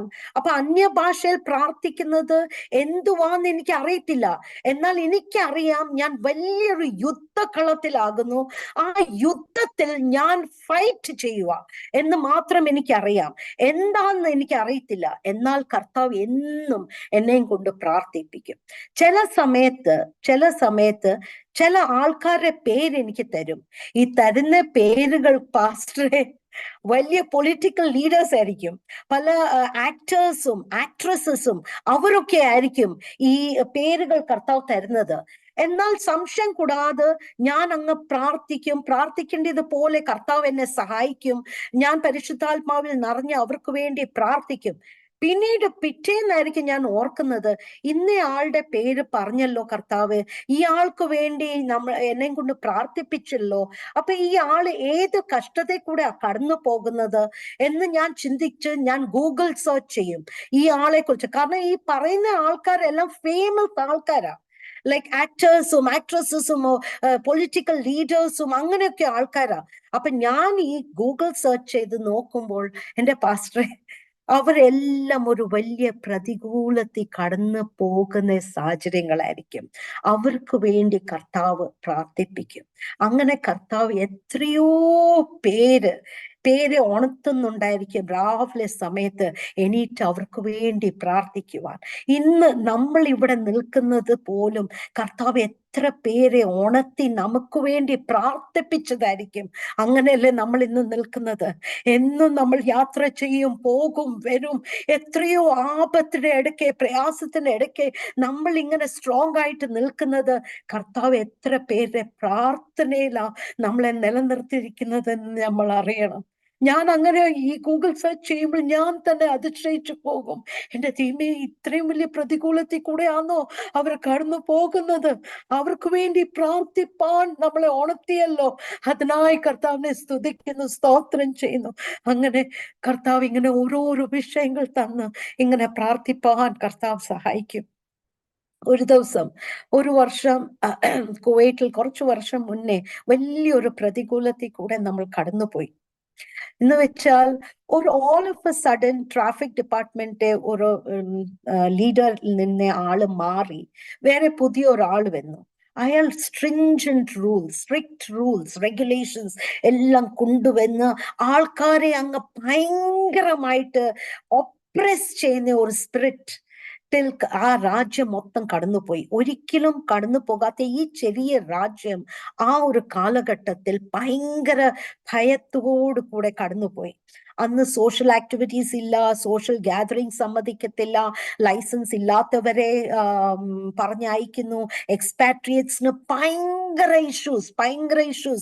ഇഷ്യൂസ് ആയിട്ട് കടന്നുപോയി. എത്രയോ ജനങ്ങൾ ആ രാജ്യത്തുനിന്ന് വിട്ടുപോയി. ആ സമയങ്ങളിലെല്ലാം കർത്താവ് ഭയങ്കര ശക്തമായിട്ട് രാവിലെ എന്നെ ഉണർത്തുമായിരുന്നു പ്രാർത്ഥിക്കാൻ. ഒരു ദിവസം ഞാൻ രാത്രി ഭയങ്കര താമസിച്ചാ ഉറങ്ങി. ഈ 2-2:30 മണിക്ക് എന്നെ ഉണർത്തിയപ്പോൾ എനിക്ക് മനസ്സിലുണ്ട്, എൻ്റെ ഹൃദയത്തിലുണ്ട് എണീറ്റ് പോയി പ്രാർത്ഥിക്കണം. പക്ഷെ എൻ്റെ ബോഡിയുടെ വീക്ക്നെസ് കൊണ്ട് എനിക്ക് എണീക്കുവാൻ സാധിക്കുന്നില്ല. അപ്പൊ ഞാൻ ഇങ്ങനെ വീണ്ടും ഇങ്ങനെ കിടക്കാൻ നേരത്ത് കർത്താവ് എന്നോട് പറഞ്ഞു, സുധാ, ഐ നീഡ് യു എന്ന് പറഞ്ഞു. അപ്പൊ ഈ സെന്റൻസ് പറയുന്നത് ഞാൻ പലവട്ടവും ഇതിന്റെ മുന്നേ ഏതെങ്കിലും ഒരു ക്രോസ് റോഡിലായിരിക്കുമ്പോൾ, ഏതെങ്കിലും ഒരു സിറ്റുവേഷനിൽ എനിക്ക് എങ്ങനെ ഇതിൽ കൂടെ ഓവർകം ചെയ്യാൻ പറ്റും, ഈ സിറ്റുവേഷനിൽ കൂടെ എനിക്ക് കടന്നു പോകാൻ പറ്റത്തില്ല എന്ന ആ സാഹചര്യത്തിൽ വരുമ്പോൾ എൻ്റെ ഒരു ഹാബിറ്റിൽ ഞാൻ 2 കരങ്ങളും നീട്ടിട്ട് ജീസസ് ഐ നീഡ് യു എന്ന് ഞാൻ പറയും. അന്നേരം എനിക്ക് ആ ഒരു സിറ്റുവേഷനിൽ കർത്താവിടെ ഒരു മിറക്കിൾ അവിടെ കാണുവാൻ പലവട്ടവും എനിക്ക് സാധ്യമായിട്ടുണ്ട്. അതേ സെയിം സെന്റൻസ് കർത്താവ് എന്നോട് പറഞ്ഞു, സുധാ, ഐ നീഡ് യു. അതേ ഇമ്പാക്റ്റിൽ, അതേ ടോണിൽ, അതേ ഒരു ഇതിൽ കർത്താവ് പറഞ്ഞപ്പോൾ ഒരു സ്പ്രിങ് പൊങ്ങുന്നത് പോലെ ഞാൻ ആ കട്ടളേന്ന് എണീറ്റ് എനിക്ക് മനസ്സിലായി കർത്താവിടെ ആ ഒരു പറയുന്ന ആ ഇമ്പാക്ട് എനിക്ക് മനസ്സിലായി. എത്രമാത്രം കർത്താവ് ആഗ്രഹിക്കുന്നു തൻ്റെ കുഞ്ഞുങ്ങൾ പറയുമ്പോൾ എണീറ്റ് പ്രാർത്ഥിക്കണം എന്നുള്ള ആ ഇമ്പാക്ട് എനിക്ക് മനസ്സിലായി. ഞാൻ വേഗം അന്ന് തൊട്ട് ഇന്നേ വരെയും കർത്താവുടെ ശബ്ദത്തെ ഞാൻ മറുതലിച്ചിട്ടില്ല. അന്ന് തൊട്ട് ഇന്നേ വരെയും പ്രാർത്ഥിക്കാനുള്ള കൃപ കർത്താവ് തന്നിട്ടുണ്ട്. ഞാൻ വേഗം ഫ്രണ്ട് റൂമിൽ പോയി ഞാൻ പ്രാർത്ഥിക്കാൻ തുടങ്ങി. അങ്ങനെ 1-2 ആഴ്ച ആയപ്പോഴായി ഈ സംഭവങ്ങളെല്ലാം നടക്കുന്നത്. ഒരാഴ്ച ആയപ്പോഴത്തേക്ക് ഏത് സിറ്റുവേഷൻ ഈ കുവൈറ്റിൽ കടന്നുവെന്ന് ഓൾ ഓഫ് എ സഡൻ അത് കംപ്ലീറ്റ്ലി കാമായി, ഒരു സമാധാനമായി. ഇങ്ങനെ ഒരു പ്രോബ്ലം നമ്മൾ ഫേസ് ചെയ്തു എന്ന് പോലും നമുക്ക് മനസ്സിലാക്കാത്ത രീതിയിൽ ഒരു സൊല്യൂഷൻ ഉണ്ടായി. അന്ന് കർത്താവ് എന്നോട് ഒരു കാര്യം പറഞ്ഞു, ഇതിനാ നിന്നെ ഞാൻ വിളിച്ചുണർത്തിയത്, പ്രാർത്ഥിക്കാൻ. അങ്ങനെ സാഹചര്യങ്ങളെ മാറ്റുവാൻ നമുക്ക് സാധ്യമാ. നമുക്ക് പ്രാർത്ഥിച്ച് ഏത് സിറ്റുവേഷനെയും അതിനെ ഫൈറ്റ് ചെയ്ത് നമുക്ക് ആ സിറ്റുവേഷനിൽ ഒരു സൊല്യൂഷൻ, ദേശങ്ങളിലാണെങ്കിലും രാജ്യങ്ങളിലാണെങ്കിലും നമ്മുടെ വ്യക്തി ജീവിതങ്ങളിലാണെങ്കിലും നമ്മുടെ കുടുംബ ജീവിതങ്ങളിലാണെങ്കിൽ പോലും നമുക്ക് പ്രാർത്ഥിച്ച് ഓരോരോ പ്രോബ്ലംസിനെ നമുക്ക് സോൾവ് ചെയ്യാൻ സാധ്യമാ. കർത്താവ് വിളിക്കുമ്പോൾ, കർത്താവ് പറയുമ്പോൾ മടികൂടാതെ കർത്താവുടെ സന്നദ്ധിയിൽ ഇരുന്നാൽ മതി. അതിന് ആ പലവട്ടവും കർത്താവ് നമ്മളെ വിളിച്ചുണർത്താറുള്ളത്. മുന്നോട്ട് വരുന്ന സിറ്റുവേഷൻസ് ദൈവത്തിനറിയാം. അതിന്റെ മുന്നേ തന്റെ കുഞ്ഞുങ്ങളെ ഒരുക്കി അതിനു വേണ്ടി പ്രാർത്ഥിക്കുവാൻ കർത്താവ് നമ്മളെ ഒരുക്കും. അപ്പൊ നമുക്ക് ഒരു ശബ്ദം കർത്താവിടെ കേൾക്കുമ്പോൾ, അല്ലെങ്കിൽ ഒരു ഇൻസ്പിറേഷൻ ഹോളി സ്പിരിറ്റ് തരുമ്പോൾ എല്ലാം മാറ്റി വെച്ച് കർത്താവിടെ സന്നദ്ധിയിലിരുന്ന് പ്രാർത്ഥിക്കാൻ കർത്താവ് നമ്മളെ കുറിച്ച് ആഗ്രഹിക്കുന്നു. കർത്താവ് അതേക്കുറിച്ച് വലിയ കാര്യങ്ങൾ ചെയ്തെടുക്കും എന്നൊരു പാഠം ഞാൻ വീണ്ടും അവിടെ പഠിച്ചെടുത്തു. വീണ്ടും വേറൊരു കാര്യം ഞാൻ പഠിച്ചത്, ഒരു ദിവസം കുറച്ച് നാളുകൾ മുന്നേ, കുറച്ച് വർഷങ്ങൾ മുന്നേ, എൻ്റെ ഈ ലെഫ്റ്റ് റിസ്റ്റിൽ ഭയങ്കര വേദന, ഒരു വീക്കായിട്ട് തോന്നുന്നത് പോലെ, ഒരു ഗ്ലാസ് വെള്ളം പോലും എനിക്ക് എടുക്കാനോ, ഞാൻ എടുക്കുമ്പോൾ എൻ്റെ കൈ ഇങ്ങനെ ഷിവറാകും ലെഫ്റ്റ് കൈയിൽ. അപ്പം കുറച്ചു നാൾ ഇങ്ങനെ പോയി, 1-2 ആഴ്ച പോയി. ഞാൻ ആരോടും പറഞ്ഞില്ല, കർത്താവുടെ സന്നദ്ധിയിലിരുന്ന് പ്രാർത്ഥിക്കുവാൻ തുടങ്ങി. അങ്ങനെ ഒരു കുറച്ചു നാളായപ്പോഴത്തേക്ക് എൻ്റെ ഓഫീസ്, ഫസ്റ്റ് ഫ്ലോറിലെ ഓഫീസ്, താഴത്തെ ഫ്ലോറിൽ HR ഡിപ്പാർട്ട്മെന്റാ, ഞങ്ങളുടെ ഗ്രൗണ്ട് ഫ്ലോറിൽ. അപ്പൊ HR ഡിപ്പാർട്ട്മെന്റിൽ പോകുവാനുള്ള ഒരു സാഹചര്യം വന്നു. അപ്പൊ അവിടെ ഒരു ലേഡി ഉണ്ട്, ലെബനീസ. അവര് മുസ്ലിം വിശ്വാസത്തില. പക്ഷേ അവരുടെ ബ്രദർ 12th വലിയൊരു രോഗത്തിൽ കൂടെ കടന്നുപോയി ICUലൊക്കെ ആയിരുന്നു. അപ്പൊ ഞങ്ങളോട് പ്രാർത്ഥിക്കാൻ എല്ലാം പറഞ്ഞു. അപ്പൊ ഞാൻ പ്രാർത്ഥിച്ചു, പ്രേയർ ഗ്രൂപ്പിൽ ഇട്ടു, ഞങ്ങൾ പ്രാർത്ഥിച്ചു. ഒരു അത്ഭുത വിടുതൽ ഈ കൊച്ചിന് കർത്താവ് കൊടുത്തു, ഈ പൈതലിനെ കൊടുത്തു. അതോടുകൂടി ഈ സ്ത്രീ, മോന എന്ന പേര്, മോനയ്ക്ക് ഭയങ്കര നമ്മുടെ പ്രാർത്ഥനയിൽ ഒരു വിശ്വാസമായി. അത് പ്രാർത്ഥനയിൽ എല്ലാം കർത്താവ് സാധിക്കും എന്നുള്ള ഒരു വിശ്വാസമായി. അപ്പൊ ഞാൻ ഇവളുടെ ഓഫീസിൽ ഏതോ ഒരു ഒഫീഷ്യൽ കാര്യത്തിന് വേണ്ടി പോയപ്പോൾ ഞാൻ നോക്കിയപ്പോൾ ഇവളുടെ ലെഫ്റ്റ് റിസ്റ്റിൽ ഒരു ബാൻഡ്, ഇത് ഇടുന്ന പോലെ, സ്ക്രാപ്പ് ബാൻഡ് ഇടുന്ന പോലെ ഇങ്ങനെ ഇട്ടിട്ടുണ്ട്. ഫുൾ ഇവളുടെ കയ്യെ തൊട്ട് ഇവിടെ വരെ അവൾ സ്ക്രാപ്പ് ബാൻഡ് ഇങ്ങനെ ഇട്ടിട്ടുണ്ട്. അപ്പൊ ഞാൻ ചോദിച്ചു, എന്താ പറ്റിയത്, what happen to your hand എന്ന് ചോദിച്ചപ്പം പറഞ്ഞു, അവൾ അങ്ങോട്ട് അവളുടെ സിംറ്റംസ് എല്ലാം അങ്ങോട്ട് എന്നോട് എക്സ്പ്ലെയിൻ ചെയ്യാൻ തുടങ്ങി. അപ്പൊ ഇവൾ പറയുന്ന ഓരോരോ സിംറ്റംസ് ഞാൻ കടന്നു പോകുന്ന സെയിം സിംറ്റംസാ. അതും അവളുടെ ലെഫ്റ്റ് കൈയില, എനിക്കും ലെഫ്റ്റ് കൈയില. ഇവൾ പറയുന്ന ആ വേദനയും ഇങ്ങനെ എനിക്ക് സാധിക്കുന്നില്ല, അങ്ങനെ സാധിക്കുന്നില്ല, എല്ലാം പറയുന്നത് മാച്ചിങ് ടു മൈ സിംറ്റംസ്. അപ്പൊ എന്നോട് പറഞ്ഞു, ഞാൻ ഡോക്ടറെ അടുത്ത് പോയി. ഡോക്ടർ പറഞ്ഞു, നിനക്കൊരു സർജറി ചെയ്യേണ്ടി വരും. അപ്പൊ എന്റെ സർജറി നെക്സ്റ്റ് വീക്കിലേക്ക് സ്കെഡ്യൂൾ ചെയ്തിരിക്കുക എന്ന് പറഞ്ഞു. പ്ലീസ് പ്രേ ഫോർ മീ എന്ന് പറഞ്ഞു.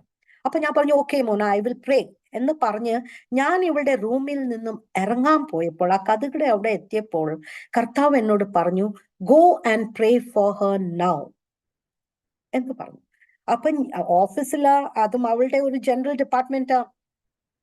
അപ്പൊ ഞാൻ അവളോട് ചോദിച്ചു, can I pray for you now എന്ന് അവളോട് ചോദിച്ചു. Shall I pray for you now? അവളും അങ്ങ് ഷോക്ക് അടിച്ചോണ്ട് ആയി. കാരണം ഇങ്ങനെ ഒരു പബ്ലിക് പ്ലേസിൽ ഇങ്ങനെ പ്രാർത്ഥിക്കുക, അവളുടെ കൂടെ ഞാൻ ഇരുന്ന് പ്രാർത്ഥിച്ചിട്ടുമില്ല. അപ്പം യെസ് എന്ന് പറഞ്ഞു.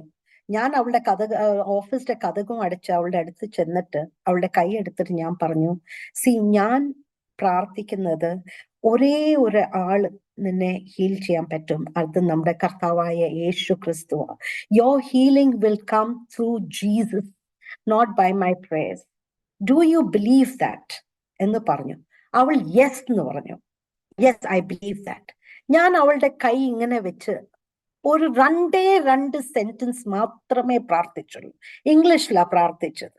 ഇംഗ്ലീഷിൽ പ്രാർത്ഥിച്ച് 2 സെന്റൻസ് പ്രാർത്ഥിച്ചിട്ട് ആ റൂം വിട്ട് ഞാൻ മുകളിലേക്ക് പോയി. എന്റെ ഓഫീസിൽ വന്നിട്ട് ഞാൻ എൻ്റെ സീറ്റിൽ ഇരിക്കുന്ന മുന്നേ തന്നെ പരിശുദ്ധാത്മാവ് എന്നോട് പറഞ്ഞു, യു ആർ ഹീൽഡ്. എന്ന് പറഞ്ഞു. ഞാൻ അത് കേട്ടോടനെ എൻ്റെ ടേബിളിലുള്ള എല്ലാ സാധനങ്ങളും ഈ ലെഫ്റ്റ് കൈവച്ച് ഞാൻ എടുക്കാൻ തുടങ്ങി. വെള്ളവും ഗ്ലാസും കപ്പും എല്ലാം കൂടെ ലെഫ്റ്റ് ഹാൻഡ്. ഒരു വേദനയും ഇല്ല, ഒരു പ്രയാസവും ഇല്ല. ഇൻസ്റ്റന്റ് ഹീലിംഗ് കർത്താവ് എനിക്ക് അവിടെ തന്നു. അന്ന് തൊട്ട് ഇന്നേ വരെ ഞാൻ ആ പ്രോബ്ലം ഫേസ് ചെയ്തിട്ടില്ല. അന്ന് കർത്താവ് എന്നെ പഠിപ്പിച്ച ഒരു കാര്യം, നമ്മൾ മറ്റുള്ളവർക്ക് വേണ്ടി പ്രാർത്ഥിക്കുമ്പോൾ, ഏത് വിഷയമായിക്കോട്ടെ, രോഗമായിക്കോട്ടെ, പ്രയാസമായിക്കോട്ടെ, അവരെ കുഞ്ഞുങ്ങൾക്ക് വേണ്ടി ആയിരിക്കട്ടെ, എന്ത് തന്നെ ആണെങ്കിലും നമ്മൾ മറ്റുള്ളവർക്ക് വേണ്ടി പ്രാർത്ഥിക്കുമ്പോൾ കർത്താവ് നമ്മുടെ ഏത് സിറ്റുവേഷൻ ആണെങ്കിലും കർത്താവ് അതിൽ നിന്നൊരു വിടുതൽ നമുക്ക് തരും എന്ന് പഠിപ്പിച്ച ഒരു പാഠമുണ്ട്. ഓരോരോ സിറ്റുവേഷനിൽ കൂടെ കടന്നു പോകുമ്പോൾ കർത്താവ് എന്നെ പഠിപ്പിക്കുക, ഓരോരോ ലെസൺ പഠിപ്പിക്കുക. വീണ്ടും ഞാൻ ജോലി സ്ഥലത്ത് ഞങ്ങൾ IT ഡിപ്പാർട്ട്മെന്റ്, എല്ലാവരും സന്തോഷത്തോടെ ഐക്യത്തോട് ജോലി ചെയ്യുന്ന ഒരു ടീമാണ് ഞങ്ങളുടെ. അപ്പം all of A sudden management ഒരു തീരുമാനമെടുത്തു. ഞങ്ങളുടെ ടോപ്പ് പൊസിഷനുള്ള ആളെ മാറ്റി വേറൊരു ആളെ കൊണ്ടുവരാനുള്ള ഒരു തീരുമാനമെടുത്തു. ഉള്ള കറന്റ് ആൾക്കാരെ മാറ്റുന്നില്ല, ഒരു പുതിയ ഒരാള് അവരെ ഹെഡായിട്ട് CIO ആയിട്ട്, ചീഫ് ഇൻഫർമേഷൻ ഓഫീസർ ആയിട്ട് കർത്താവ് ഈ മാനേജ്മെന്റ് തീരുമാനിച്ചു. അപ്പൊ ഞങ്ങൾ ഇതൊന്നും അറിയുന്നില്ല, ഓവർനൈറ്റ് നടന്ന ഒരു സംഭവമാണ്. പിറ്റേന്ന് ഞങ്ങളുടെ CEO വിളിച്ചു, ഞങ്ങളുടെ ടീമിനെ എല്ലാം വിളിച്ചിട്ട് പറഞ്ഞു, ഇന്നേ പോലെ ഒരു ചേഞ്ച്, പുതിയ ഒരാള് വരുന്നുണ്ട്. അപ്പൊ ഇന്നേ വരെയും IT ഡിപ്പാർട്ട്മെന്റിന്റെ ഹെഡ് എപ്പോഴും ഒരു ഇന്ത്യൻ ആയിരുന്നു. മിക്ക മാനേജേഴ്സും മലയാളികളായിരുന്നു, പക്ഷെ ബാക്കിയുള്ളവരും ഉണ്ടായിരുന്നു, ഇന്ത്യൻസ് ആയിരുന്നു. ഈ ഫസ്റ്റ് പേഴ്സൺ ഒരു അറബ് നാഷണൽ ഉള്ള ഒരു ആളെയാ അവർ കൊണ്ടുവരുന്നത്. അപ്പൊ ഈ ആള് വന്നപ്പം തന്നെ ഞങ്ങൾക്ക് മനസ്സിലായി ഇയാളുടെ എജൻഡ ഇസ് ടോട്ടലി ഡിഫറെന്റ്. അയാള് എല്ലാ സീനിയർ ആൾക്കാരെ മാറ്റിയിട്ട് അയാളുടെ ഒരു ടീമിനെ കൊണ്ടുവരുവാൻ വേണ്ടിയാ അയാളുടെ മെയിൻ എജൻഡ എന്ന് ഞങ്ങൾക്ക് മനസ്സിലായി. അപ്പം എല്ലാ സീനിയർ ആൾക്കാരെയും ഇൻഡിവിജ്വൽ ആയിട്ട് ഇങ്ങനെ ഇന്റർവ്യൂ എടുക്കാൻ തുടങ്ങി. നമ്മുടെ CVs എല്ലാം റിവൈസ് ചെയ്ത് കൊടുക്കാൻ പറഞ്ഞു. അങ്ങനെ ഓരോരുത്തരുമായിട്ട് പേഴ്സണൽ ആയിട്ട് ഇന്റർവ്യൂസ് നടത്തി. അങ്ങനെ ഞാനുമായിട്ട് ഇന്റർവ്യൂ നടന്ന് എൻ്റെ CV എല്ലാം നോക്കി, എല്ലാ കാര്യങ്ങളും എല്ലാം നടന്ന് 1 മണിക്കൂറിൽ കൂടുതൽ ഞങ്ങളുടെ മീറ്റിംഗ് നടന്നു. ഞാനും ആ CI മാത്രമേ ഉള്ളൂ. 1 മണിക്കൂർ. എന്നെ അറിയത്തില്ല, അയാൾക്ക് മനുഷ്യനെ അറിയത്തില്ല, എൻ്റെ ജോലി അറിയത്തില്ല, ഒന്നും അറിയത്തില്ല. എൻ്റെ CV നോക്കി, എൻ്റെ ഡെസിഗ്നേഷൻ നോക്കി, അതെല്ലാം നോക്കിയിട്ട് അയാള് എന്നോട് ലാസ്റ്റിൽ ഒരു കാര്യം പറഞ്ഞു, that you don't deserve this title. Okay, അപ്പൊ ഞാൻ പറഞ്ഞ രീതിയിൽ I will give you a demotion എന്ന് വെച്ചാൽ പ്രൊമോഷൻ അല്ല, താഴോട്ടാക്കും. ഈ ഒരു ടൈറ്റിൽ കിട്ടാനായിട്ട് യാതൊരു യോഗ്യതയും ഇല്ല എന്നാ അയാൾ പറഞ്ഞ് കൺക്ലൂഡ് ചെയ്തത്. ഞാൻ ഒന്നും പറയാൻ പോയില്ല, പക്ഷെ അതെനിക്ക് ഒട്ടും സഹിക്കാൻ പറ്റില്ല. കാരണം കുഞ്ഞിലെ ഫ്രോം ദ ഏജ് ഓഫ് 17 ഞാൻ ജോലി എടുക്കുക. എവിടെയും ആരും എൻ്റെ ജോലിയെ കുറിച്ച്, എൻ്റെ കരിയറിനെ കുറിച്ച് ആരും നെഗറ്റീവായിട്ട് അന്നേ വരെയും എന്നോട് പറഞ്ഞിട്ടില്ല. ഈ IT ഡിപ്പാർട്ട്മെന്റിൽ പോലും ഞാൻ വർഷങ്ങളായിട്ട് ജോലി എടുക്കുന്നത് ആരും എന്നെ കുറിച്ച് ഒരു നെഗറ്റീവായിട്ട് പറഞ്ഞിട്ടില്ല. എപ്രൈസൽസിനും എപ്പോഴും നല്ല മാർക്സ് ഒക്കെ കിട്ടുന്നത്. ഇങ്ങനെ പറഞ്ഞപ്പോ എനിക്ക് ഭയങ്കര വിഷമം തോന്നി. വീട്ടിൽ ആരോടും പറഞ്ഞില്ല, പക്ഷെ വിങ്ങി പൊട്ടുന്ന ആ വിഷമം എൻ്റെ ഉള്ളത്തിൽ ഇങ്ങനെ ഇരിക്കുക.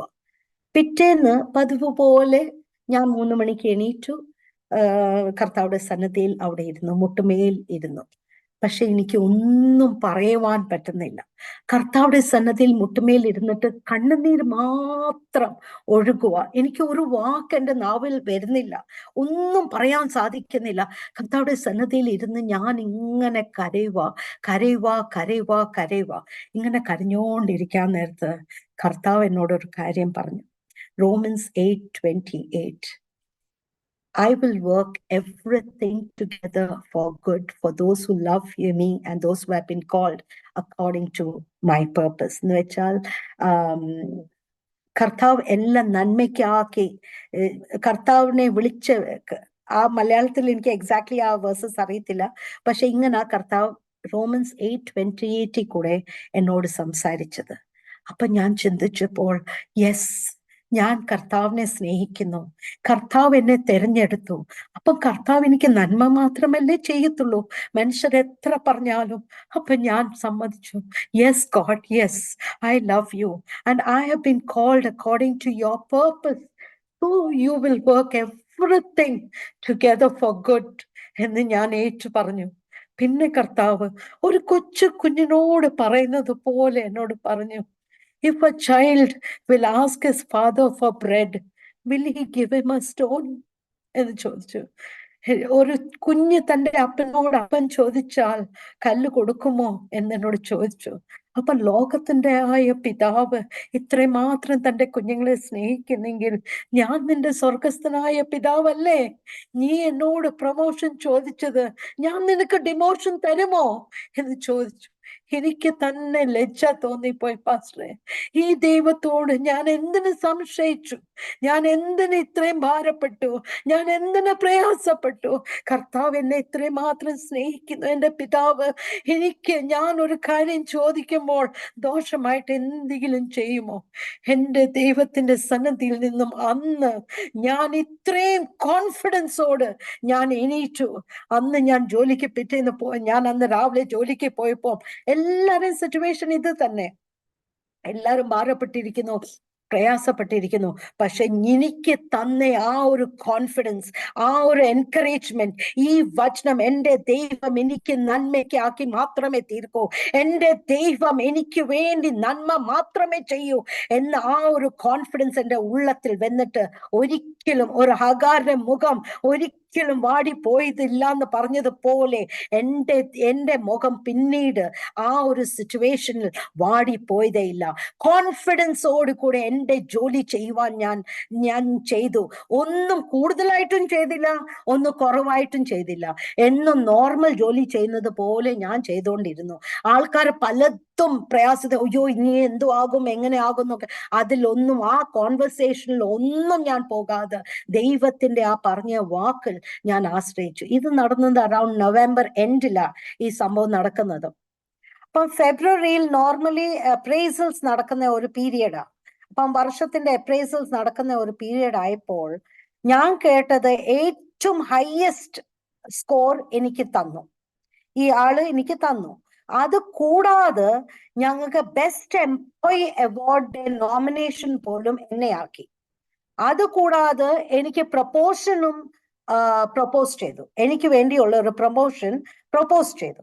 അപ്പൊ ഇത് ഞാൻ പ്രീവിയസ് ഇയറിൽ എനിക്ക് ബെസ്റ്റ് എംപ്ലോയിയുടെ അവാർഡ് കിട്ടിയതാ.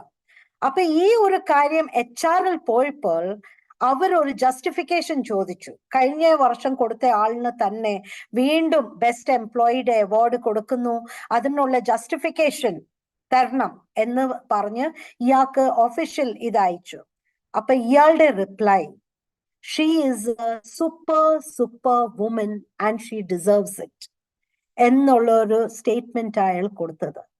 ഞാൻ പറയാനുള്ള ഒരു കാരണം, അയാളുടെ മനസ്സ് മാറ്റിയത് ആരാ? കർത്താവ് മൊർദെഖായിയെ മാനിപ്പാൻ തക്കോണം ഒരു ജാതിക രാജാവുടെ ഹൃദയത്തോട് സ്വസ്ഥത കൊടുക്കാതെ, ഉറക്കം കൊടുക്കാതെ, സമാധാനം കൊടുക്കാതെ നന്മ ചെയ്യുവാൻ, ശത്രുയുടെ നാവിൽ നിന്നും തന്നെ മൊർദെഖായിക്ക് നന്മ ചെയ്യുവാൻ എന്റെ ദൈവം കൽപ്പിച്ച ദൈവം, അതേ ദൈവം ഇന്നും നമുക്ക് വേണ്ടി ജീവിക്കുന്നു. നോക്കാൻ പോയി കഴിഞ്ഞാൽ എക്സ്ട്രാ ആയിട്ട് ഞാൻ ഒന്നും ചെയ്തില്ല. പക്ഷേ ഹൃദയങ്ങളെ മാറ്റുന്ന ഒരു ദൈവം, തന്റെ കുഞ്ഞുങ്ങൾക്ക് വേണ്ടി ജാതിക രാജാവുടെ ഹൃദയത്തോട് ഇടപെടുന്ന ദൈവം ഇന്നും നമുക്ക് നന്മ ചെയ്യുവാൻ എന്റെ ദൈവം ജാതികളോട് കൽപ്പിക്കുന്ന ഒരു ദൈവമാകുന്നു എന്ന് ഞാൻ പഠിച്ചു. അത് കഴിഞ്ഞ് പുതിയ ഒരു ഇയാള് വിട്ടുപോയി, he had to be terminated, അങ്ങനെ എന്തോ കാര്യങ്ങളൊക്കെ നടന്നു. പുതിയ ഒരു CIO വരുന്നെന്ന് ഞങ്ങൾക്ക് അറിയാൻ പറ്റി. അപ്പം അന്ന് തൊട്ട് ഒരു പുതിയ CIO കടന്നു വരുന്നു എന്ന് അറിഞ്ഞപ്പോൾ തൊട്ട് ഞങ്ങൾ പ്രാർത്ഥിക്കാൻ തുടങ്ങി, ഞാൻ പ്രാർത്ഥിക്കാൻ തുടങ്ങി. അന്ന് കർത്താവ് ഒരു കാര്യം പറഞ്ഞു, ഈ ആളെ ഞാൻ ഇവിടെ കുവൈറ്റിൽ കൊണ്ടുവരുന്നത് അയാളുടെ രക്ഷയ്ക്ക് വേണ്ടിയാ, അയാളുടെ സാൽവേഷന് വേണ്ടിയാ, നീ അയാളോട് സുവിശേഷം പറയണം എന്ന് അന്ന് കർത്താവ് പറഞ്ഞു. ഇയാള് ആരാ? ഇയാളുടെ കാലിബർ എന്തുവാ, ഇയാളുടെ ക്വാളിഫിക്കേഷൻ എന്തുവാ, ഒന്നും എനിക്ക് അറിയത്തില്ല. ഇയാള് വന്നപ്പോൾ ഏറ്റവും ഹൈ ക്വാളിഫൈഡ്, അന്ന് ഞങ്ങളുടെ ഓർഗനൈസേഷനിൽ ഒരു പുതിയ പ്രൊജക്ട് നടത്താനായിട്ട് ഇയാളെ സ്പെഷ്യലി ഇയാളെ വിളിച്ചു വരുത്തി, ഹൈ കാലിബർ ഉള്ള ഒരാളെ ഇന്ത്യയിൽ നിന്നും വിളിച്ചു വരുത്തി, ഒരു നമ്മൾ സാലറി ചിന്തിക്കാത്ത സാലറിയും ബോണസും അത്രയും ഇത് കൊടുത്തിട്ടാണ് ഈ ഓർഗനൈസേഷൻ ഇയാളെ കൊണ്ടുവരുന്നത്. ഇയാള് വന്നപ്പോൾ, ഇന്ത്യൻ ആള്, മലയാളി അല്ല, ഇന്ത്യനാ. ഇയാള് വന്നപ്പോൾ ഇയാള് ഭയങ്കര കാലിബർ ഉള്ള ഒരു മനുഷ്യനാണ്, ഹൈലി ക്വാളിഫൈഡ് ഉള്ള ഒരു മനുഷ്യനാണ്. അയാളുടെ main thing, I can do it by my ability, my capability. അയാളുടെ സംസാരവും രീതിയും എല്ലാം കാണുമ്പോൾ ദൈവത്തിൽ ഒട്ടും വിശ്വാസമില്ലാത്ത ഒരാളാണ്. ഒരു ഏത്തിസ്റ്റ് ആന്ന് പോലും നമ്മൾ വിചാരിച്ചു പോകും. അയാളുടെ ജോലി അത്രയും മാത്രം, വേറെ ഒന്നും അയാളോട് സംസാരിക്കാൻ പറ്റത്തില്ല, ഒന്നും അയാൾ ഇൻവോൾവ് ആകത്തും ഇല്ല. അയാളുടെ ഓഫീസിൽ പോലും നമുക്ക് പോകുവാൻ പേടിയാണ്. കാരണം നോ നോൺസെൻസ് എന്നുള്ള ഒരു ലുക്കാണ് നമുക്ക് തരുന്നത്. Say what you have to say, do what you have to do and go എന്നുള്ള ഒരു രീതിയാ. എല്ലാവരും പേടിക്കുമായിരുന്നു. അങ്ങേരുടെ ഓഫീസിൽ കടന്നു പോകാൻ പോലും നമുക്കൊരു പേടിയ. അപ്പൊ ഞാൻ ദൈവത്തോട് ചോദിച്ചു, എന്റെ ദൈവമേ, ഈ ഒരാളോടാണ് ഞാൻ സുവിശേഷം പറയേണ്ടത്, എങ്ങനാ പറയേണ്ടത്? അതും കർത്താവിടെ ഒരു സ്നേഹം ഒന്ന് ആലോചിച്ച് നോക്ക്. ദൈവം പോലും അറിയാത്ത ഒരു മനുഷ്യനെ കർത്താവ് ഇന്ത്യയിൽ നിന്നും കുവൈറ്റിൽ ഈ ഓർഗനൈസേഷനെ കൊണ്ടുവന്നിരിക്കുന്നത് അയാളുടെ രക്ഷയ്ക്ക് വേണ്ടിയാണെന്നൊന്ന് ആലോചിച്ച് നോക്ക്. പക്ഷേ സിറ്റുവേഷനും പേഴ്സണാലിറ്റിയും എല്ലാം നോക്കുമ്പോൾ ഇത് ഒരിക്കലും സാധിക്കുന്ന ഒരു അവസ്ഥയെ അല്ല. അങ്ങനെ 1-2 വർഷം കടന്നുപോയി. എന്നിട്ടും ഇദ്ദേഹത്തോട് ഒരു സുവിശേഷം പറയുവാനുള്ള സാഹചര്യങ്ങൾ എനിക്ക് കിട്ടുന്നില്ല. പക്ഷെ എന്നും ഞാൻ പ്രാർത്ഥിക്കും, ഈ ആൾക്ക് വേണ്ടി ഞാൻ എന്നും പ്രാർത്ഥിക്കും. കർത്താവെ, അങ്ങ് തന്നതാണല്ലോ. ഞാൻ ചോദിക്കുമ്പോഴൊക്കെ കർത്താവ് പറയും, I will give you an opportunity എന്ന് പറയും. എങ്ങനെ സുവിശേഷം പറയുന്നു ചോദിക്കുമ്പോൾ, I will give you an opportunity, ഇത്രേ മാത്രമേ എന്നോട് പറയത്തുള്ളൂ. പക്ഷേ ഈ ആളുടെ എല്ലാ ആറ്റിറ്റ്യൂഡ്സും അത് ഇതൊക്കെ കാണുമ്പോൾ എൻ്റെ ദൈവമേ, ഇയാൾ എങ്ങനെ വരും എന്ന് പോലും ചിന്തിച്ച ദിവസങ്ങളുണ്ട്. അങ്ങനെ ആയപ്പോൾ ഒരു ദിവസം ഈസ്റ്ററുടെ അന്ന് എല്ലാ സ്റ്റാഫും എല്ലാം, അപ്പൊ ഞാൻ ഡയറക്റ്റ് ഇയാളെ റിപ്പോർട്ട് ചെയ്യുക. അപ്പൊ എല്ലാ സ്റ്റാഫും ഇങ്ങനെ ഹാഫ് ഡേ എടുക്കുന്നു, അവധി എടുക്കുന്നു, പോകുന്നു. അപ്പൊ ഞാൻ അവിടെ ഇരുന്ന് ജോലി എടുക്കുന്നു. ഏതോ കാര്യത്തിന് ഇയാളുടെ ക്യാബിനിൽ ഞാൻ പോയപ്പോൾ എന്നോട് പറഞ്ഞു, you did not go home, today is Easter എന്ന് അങ്ങേര് എന്നോട് പറയുന്നു. അപ്പൊ ഞാൻ പറഞ്ഞു, അപ്പൊ ഞാൻ മുഖം നോക്കി ഞാൻ ഒന്ന് ചിരിച്ചു. അപ്പം പറഞ്ഞു, what you don't to go? ഞാൻ പറഞ്ഞു, for me every day is Easter എന്ന് ഞാൻ പറഞ്ഞു. അപ്പൊ ഇതായിട്ട് പറഞ്ഞു, വാട്ട് ഡു യു മീൻ എന്ന് പറഞ്ഞു. Every day you have Easter എന്നോട് ചോദിച്ചു. അപ്പൊ ഞാൻ പറഞ്ഞു, എനിക്കൊരു 10 മിനിറ്റ് തരാമോ? Can you give me 10 minutes? I would like to explain to you what is Easter എന്ന് പറഞ്ഞു. അപ്പം അയാള് പെട്ടെന്ന് ടേബിളിൽ ഇരുന്ന എല്ലാ കാര്യങ്ങളെല്ലാം മാറ്റി വെച്ചിട്ട് എന്നോട് ഇരിക്കാൻ പറഞ്ഞു. ഇരുന്നിട്ട് എന്നോട് പറഞ്ഞു, യെസ് ടെൽ മീ എന്ന് പറഞ്ഞു. അങ്ങനെ ഒരു 1.5 മണിക്കൂർ ഞാൻ സുവിശേഷം പറഞ്ഞു. ഭയങ്കര തീഷ്ണതയോട് ഇൻട്രസ്റ്റിംഗ് വേയിൽ എന്നോട് എനിക്ക് കേട്ടോണ്ടിരുന്നു, എല്ലാം കേട്ടോണ്ടിരുന്നു. അപ്പം കുറച്ചൊക്കെ ഇങ്ങനെ ക്വസ്റ്റ്യൻസ് ഒക്കെ ചോദിക്കുമ്പോൾ ഞാൻ ചോദിച്ചു, ആർ യു എൻ ഏത്തിസ്റ്റ് എന്ന് ഞാൻ ചോദിച്ചു. അപ്പം പറഞ്ഞു, no I believe in God. ഞാൻ പറഞ്ഞു, you believe in God, but do you know who is God എന്ന് ഞാൻ ചോദിച്ചു.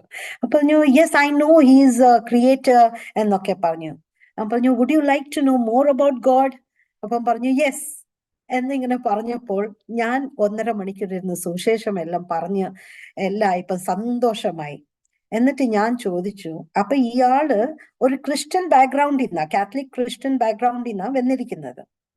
അപ്പൊ ഞാൻ ചോദിച്ചു, do you have a Bible എന്ന് ഞാൻ ചോദിച്ചു. അപ്പൊ ഇയാൾ ഒറ്റയ്ക്കാ, ഫാമിലി ഇവിടെ ഇല്ല, ഒറ്റയ്ക്കായിട്ടാ താമസിക്കുന്നത്. Do you have a Bible എന്ന് ചോദിച്ചു. അപ്പൊ ഇല്ലെന്ന് പറഞ്ഞു, I don't have a Bible. നോക്ക്, ഒരു ക്രിസ്ത്യൻ ബാക്ക്ഗ്രൗണ്ടിൽ നിന്നാ വന്നിരിക്കുന്നത്, പക്ഷെ ബൈബിൾ ഇല്ല. അപ്പൊ ഞാൻ ചോദിച്ചു, would you like to have a Bible? അപ്പം പറഞ്ഞു യെസ് എന്ന് പറഞ്ഞു, സന്തോഷത്തോട് പറഞ്ഞു യെസ്. അപ്പൊ എന്റെ കയ്യിൽ ഇരുന്ന ഒരു കറന്റ് ഞാൻ ഉപയോഗിച്ചുകൊണ്ടിരുന്ന ആ ബൈബിൾ ഞാൻ കൊണ്ടു കൊടുത്തു. എന്നിട്ട് ഞാൻ പറഞ്ഞു, ഞാൻ ഒരാഴ്ചയും വെച്ച് പുതിയൊരു ബൈബിൾ ഞാൻ തരാം എന്ന് പറഞ്ഞു. ഇപ്പം തൽക്കാലത്തേക്ക് ഈ ബൈബിൾ വായിക്കുക എന്ന് പറഞ്ഞു. അപ്പൊ ഭയങ്കര സന്തോഷത്തോട് ആ ബൈബിൾ കരങ്ങളിൽ എടുത്തു, ഭയങ്കര റെസ്പെക്റ്റോട് അത് എടുത്തു. എന്നിട്ട് എനിക്കും ഭയങ്കര സന്തോഷമായി. ഞാൻ ഇറങ്ങി വന്നു. ഒരാഴ്ച കഴിഞ്ഞ് ഞാൻ ഒരു പുതിയ ബൈബിൾ കൊണ്ടു കൊടുത്തിട്ട് ഞാൻ പറഞ്ഞു, you can take this Bible, എന്റെ ബൈബിൾ തിരികെ താ.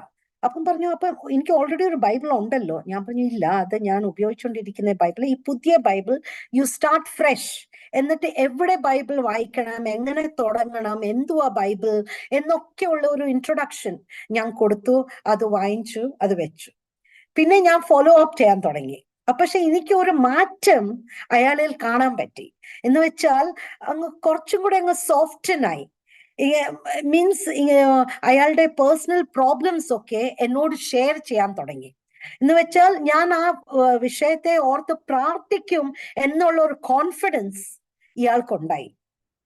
അപ്പൊ അതുപോലെ ഞാൻ പ്രാർത്ഥിക്കുകയും ചെയ്യുന്നുണ്ടായിരുന്നു. പക്ഷേ ഇടയ്ക്കിടയ്ക്ക് ഇങ്ങനെ ഞാൻ ചോദിക്കും, ബൈബിൾ വായിക്കാറുണ്ടോ എന്നൊക്കെ ഇടയ്ക്ക് ചോദിക്കുമ്പോൾ യെസ് യെസ് എന്നൊക്കെ പറഞ്ഞു. പക്ഷേ എനിക്ക് തോന്നി അത് ബൈബിൾ ഇങ്ങനെ വായിക്കാറില്ല. കാരണം ഭയങ്കര ഒരു പ്രൊജക്റ്റിന് വന്നിരിക്കുക, അതിനുള്ള സമയം കാണത്തില്ല, അങ്ങ് കംപ്ലീറ്റ്ലി ഇൻവോൾവ്. കോവിഡ് സമയത്ത് ഇയാള് ഭയങ്കര സീരിയസ് ആയിട്ട് ഹോസ്പിറ്റലിൽ അഡ്മിറ്റ് ആയി. അന്ന് ഞങ്ങളെല്ലാം വർക്ക് ഫ്രം ഹോം ആയിരുന്നു. അപ്പൊ ഇയാൾ ഒറ്റയ്ക്ക് ആയിരിക്കുന്നുണ്ട്. ഈ കോവിഡ് സമയത്ത് പുറത്തുനിന്ന് ഇങ്ങനെ ഒത്തിരി അണ്ടർലൈങ് പ്രോബ്ലംസ് ഒക്കെ ഉണ്ട്.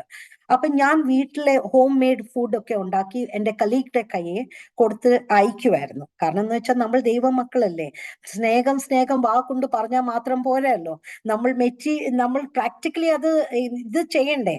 അപ്പൊ ഞാൻ അങ്ങനെ ഫുഡൊക്കെ കൊടുത്തയച്ച് ഇങ്ങനെ ആയിരിക്കുമ്പോൾ ഒരു ദിവസം ഇയാൾ എന്നെ വിളിച്ചിട്ട് പറഞ്ഞു, Sudha, I am admitted in the hospital, I have come here by ambulance എന്ന് പറഞ്ഞു. അപ്പൊ ഇത് കേട്ട ഉടനെ എനിക്ക് മനസ്സിലായി ഭയങ്കര സീരിയസ് ഒരു മാറ്ററാ. ആംബുലൻസിലൊക്കെ കൊണ്ടുപോകണമെങ്കിൽ ഭയങ്കര സീരിയസ് ആയിരിക്കും എന്ന് പറഞ്ഞു. അപ്പൊ ഇത് കേട്ട ഉടനെ അപ്പൊ അവിടെ ഇരിക്കുക, ഞാൻ കേട്ട ഉടനെ ഞാൻ പറഞ്ഞു, ഞാൻ പ്രാർത്ഥിക്കട്ടോ എന്ന് ചോദിച്ചു. Can I pray for you എന്ന് പറഞ്ഞു. ഉടൻ തന്നെ ഭയങ്കര ഇതായിട്ട് പറഞ്ഞു, യെസ് യെസ് യെസ് എന്ന് പറഞ്ഞു. ഞാൻ അന്നേരം തന്നെ ഇംഗ്ലീഷിൽ പ്രാർത്ഥിച്ചു, കർത്താവിടെ സന്നദ്ധിയിൽ ഏൽപ്പിച്ചു. അപ്പൊ ആ പ്രാർത്ഥന കേട്ടപ്പോൾ I can feel that he is crying എന്ന് പറഞ്ഞു. അപ്പം ഈ കോവിഡ് സിറ്റുവേഷനിലാണെങ്കിൽ ഐസൊലേറ്റഡ്, ആർക്കും പോവാനൊക്കത്തില്ല, വരാനൊക്കത്തില്ല, ഒറ്റപ്പെട്ട ഒരു അവസ്ഥയിൽ. ആ സമയത്ത് എന്നും മിക്കവാറും അയാൾ വിളിച്ച് ഞാൻ പ്രാർത്ഥിക്കുമായിരുന്നു. എന്നിട്ട് എന്നും ദൈവവചനം ഞാൻ അയക്കും. രാവിലെ ദൈവവചനം ഇയാൾക്ക് അയച്ചു കൊടുക്കും. എന്നിട്ട് അവിടെ അറിയാവുന്ന നഴ്സസ് ഡോക്ടേഴ്സിനോടൊക്കെ പറഞ്ഞു ഒരു സ്പെഷ്യൽ കെയർ കൊടുക്കാനായിട്ട് പ്രേയർ ഗ്രൂപ്പിൽ ഇട്ടു. അങ്ങനെ എല്ലാവരും ഞങ്ങൾ പ്രാർത്ഥിച്ചുകൊണ്ടിരിക്കുമായിരുന്നു. അറൌണ്ട് 1.5 months കഴിഞ്ഞപ്പോഴാ റിക്കവർ ആയിട്ട്. സത്യം പറഞ്ഞ ഹി വാസ് സോ ക്രിട്ടിക്കൽ. അവിടുത്തെ ഡോക്ടേഴ്സ് ഒക്കെ ഞങ്ങളോട് പറഞ്ഞു, he is very critical, survive ആകുമോ എന്ന് സംശയമാ.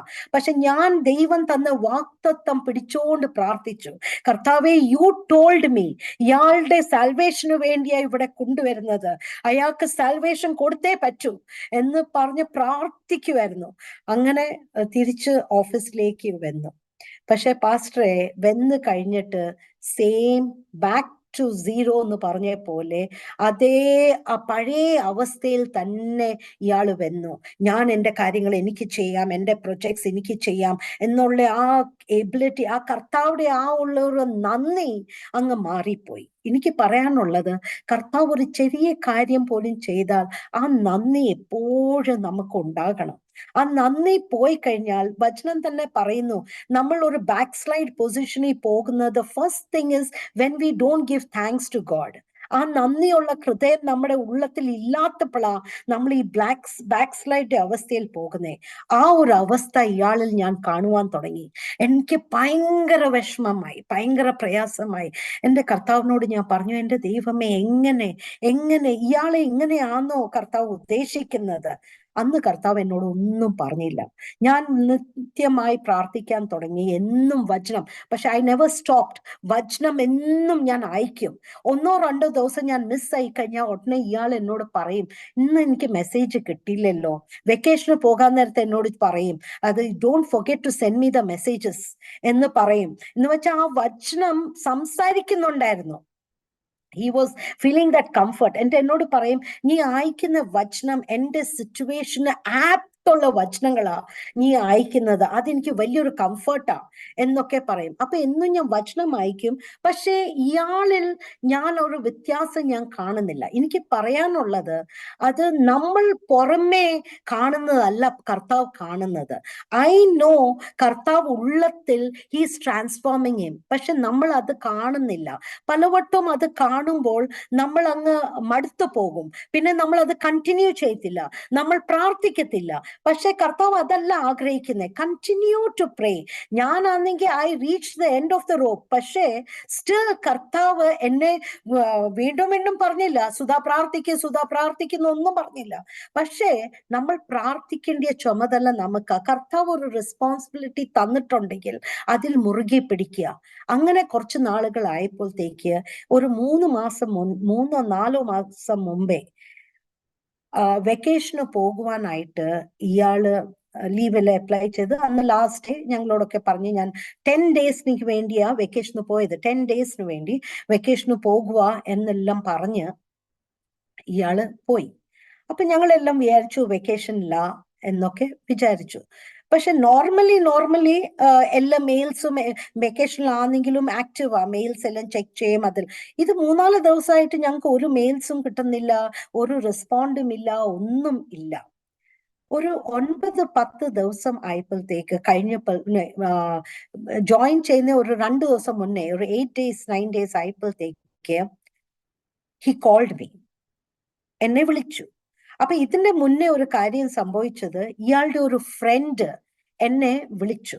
എന്നിട്ട് എന്നോട് പറഞ്ഞു, ഇയാളുടെ കമ്പനി കാർ എനിക്ക് അയാളുടെ സ്ഥലത്തൊന്ന് ഇടണം, ആ ചാവി എനിക്ക് തരണം എന്ന് പറഞ്ഞു. അപ്പൊ ഇങ്ങനായിരിക്കും ഇയാളുടെ ഫാമിലി മെമ്പേഴ്സും ഇങ്ങനായിരിക്കും വിളിച്ചു പറഞ്ഞത് ചാവി എന്റെ കയ്യിൽ തരാനായിട്ട്.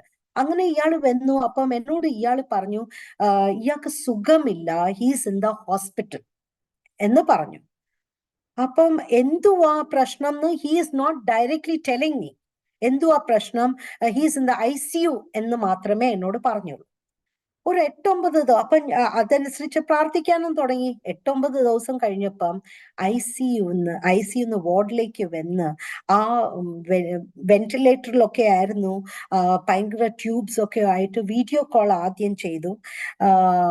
വല്ലാത്ത ഒരു അവസ്ഥയിൽ, എന്ന് വെച്ചാൽ വെക്കേഷൻ അപ്ലൈ ചെയ്ത അതേ യാത്രയ്ക്ക് പോകുന്ന മുന്നേ ഇയാൾക്കൊരു ഹാർട്ട് അറ്റാക്ക് ഉണ്ടായി.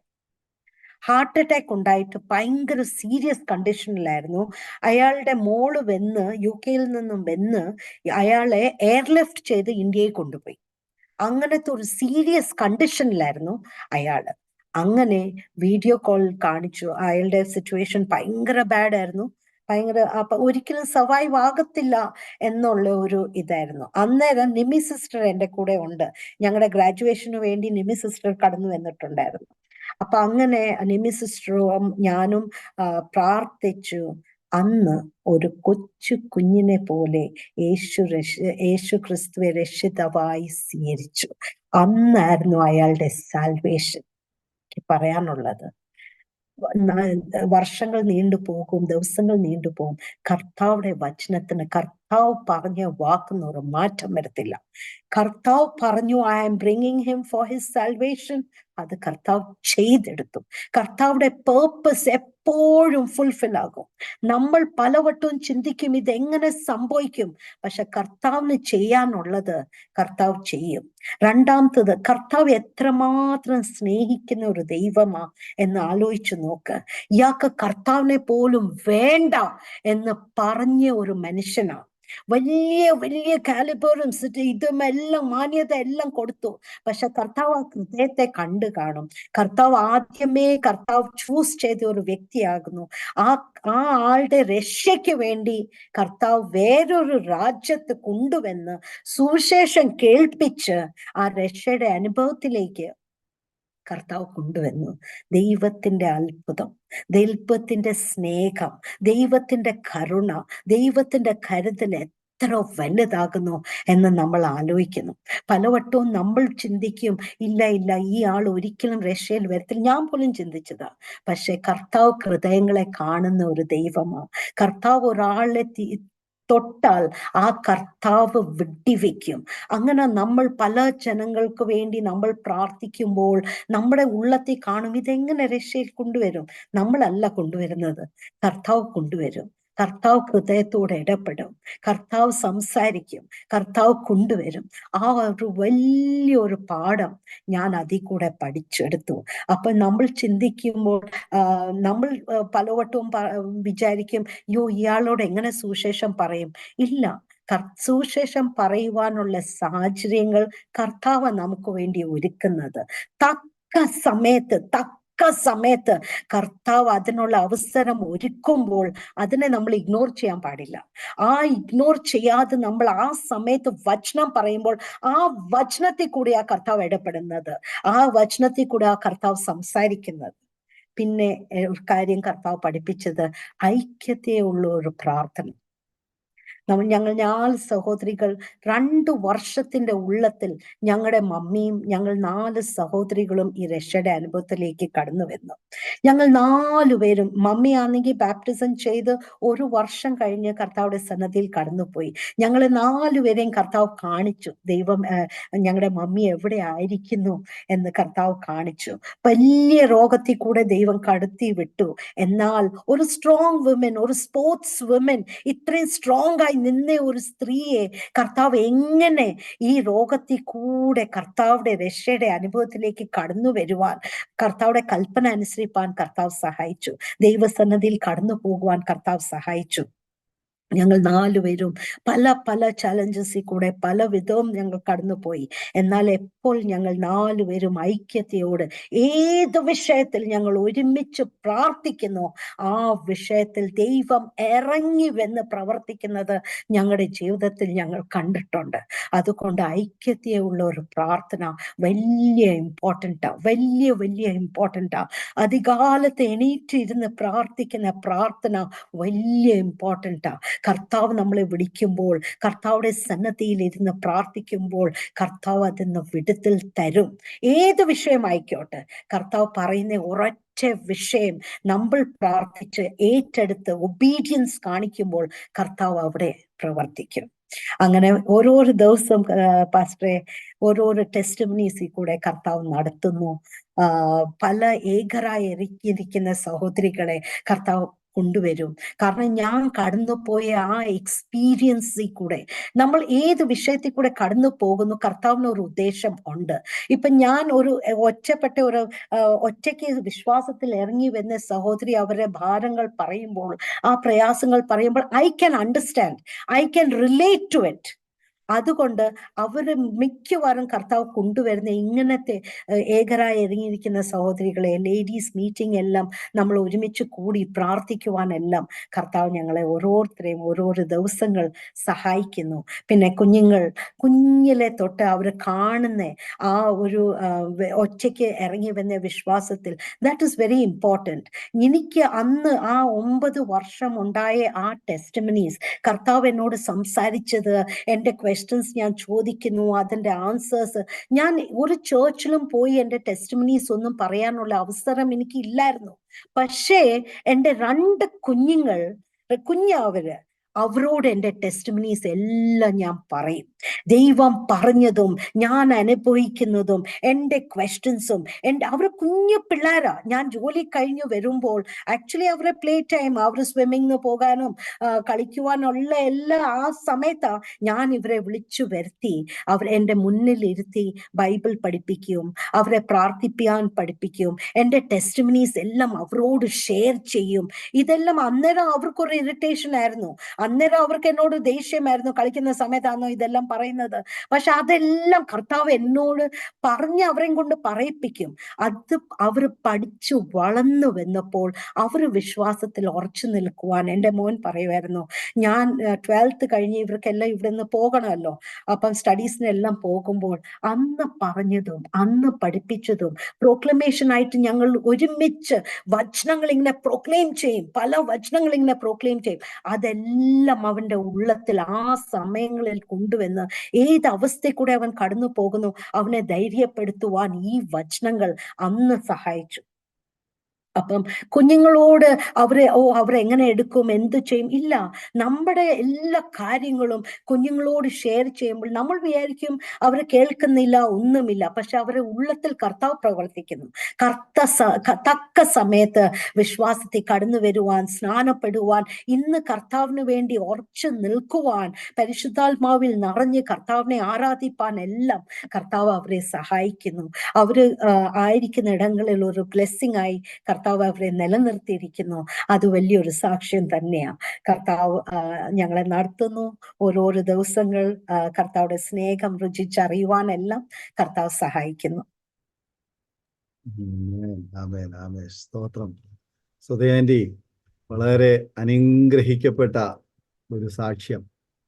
ദൈവം നടത്തിയതായ അത്ഭുതകരമായ വഴികള് എത്ര ദൈവത്തെ നന്ദി പറഞ്ഞാലും മതി വരത്തില്ല. അതുപോലെ കർത്താവ് പരിപാലിക്കുകയും ഉപയോഗിക്കുകയും ചെയ്ത് ഓർത്ത് ദൈവത്തിന് സ്തോത്രം ചെയ്യുന്നു. കർത്താവ് സഹായിക്കട്ടെ. പ്രത്യേകിച്ച് ആ ലോക്കറിൽ സൂക്ഷിച്ചതായ ആ കുവൈറ്റ് മണി അവിടെ നഷ്ടപ്പെട്ടതായ ആ ഒരു സാഹചര്യം, അതിൻ്റെ ആ ഒരു ചരിത്രം, അത് എങ്ങനെയാണ് ആ പ്രശ്നം പരിഹരിക്കപ്പെട്ടതെന്ന് ഒന്ന് പറയാമോ? ആ ലീഗൽ ഇഷ്യൂ എങ്ങനെ സോൾവ് ആയി എന്ന് ഞങ്ങൾക്ക് അറിയത്തില്ല. പക്ഷെ നമ്മൾ ഇന്നസെന്റാ എന്ന് അവര് ഇത് ചെയ്തു. കൂടെയല്ല, മാനേജ്മെന്റ് നമുക്ക് വേണ്ടി നിന്നു. കാരണം ഇത്രയും വർഷമായിട്ട് ജോലി ചെയ്യുന്ന ഒരാളുടെ ആറ്റിറ്റ്യൂഡ് എങ്ങനാ, ജോലിയോടുള്ള ആ സിൻസിയറിറ്റി എത്രന്ന് അവർക്കറിയായിരുന്നു.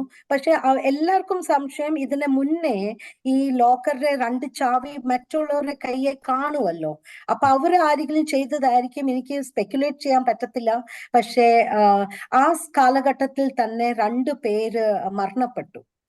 അവിടെ ജോലി ചെയ്ത് ഒരു ആക്സിഡന്റിൽ കോമയിൽ പോയി മരണപ്പെട്ടു എന്ന് ആ സമയത്ത് നടന്ന 2 സംഭവങ്ങൾ ഉണ്ട്. അപ്പം ആരാന്ന് നമുക്ക് സ്പെക്കുലേറ്റ് ചെയ്യാൻ പറ്റത്തില്ല. പക്ഷെ കർത്താവ് അത്ഭുതമായി നമ്മളെ വിടുവിച്ചു, അത്രേ എനിക്ക് പറയാം. ദൈവം അനുഗ്രഹിക്കട്ടെ. അരോമ ടിവിയിലെ പ്രേക്ഷകരോട് ഒരുമിച്ച് ഇത്രത്തോളം സമയം അനുഗ്രഹിക്കപ്പെട്ട ജീവിതാനുഭവം, ദൈവം നടത്തിയ അത്ഭുത വഴികളെ കുറിച്ചും കർത്താവിന്റെ ആസിപ്രിയ സുധാ ജേക്കബ് ആന്റി സംസാരിച്ചു കൊണ്ടിരുന്നല്ലോ.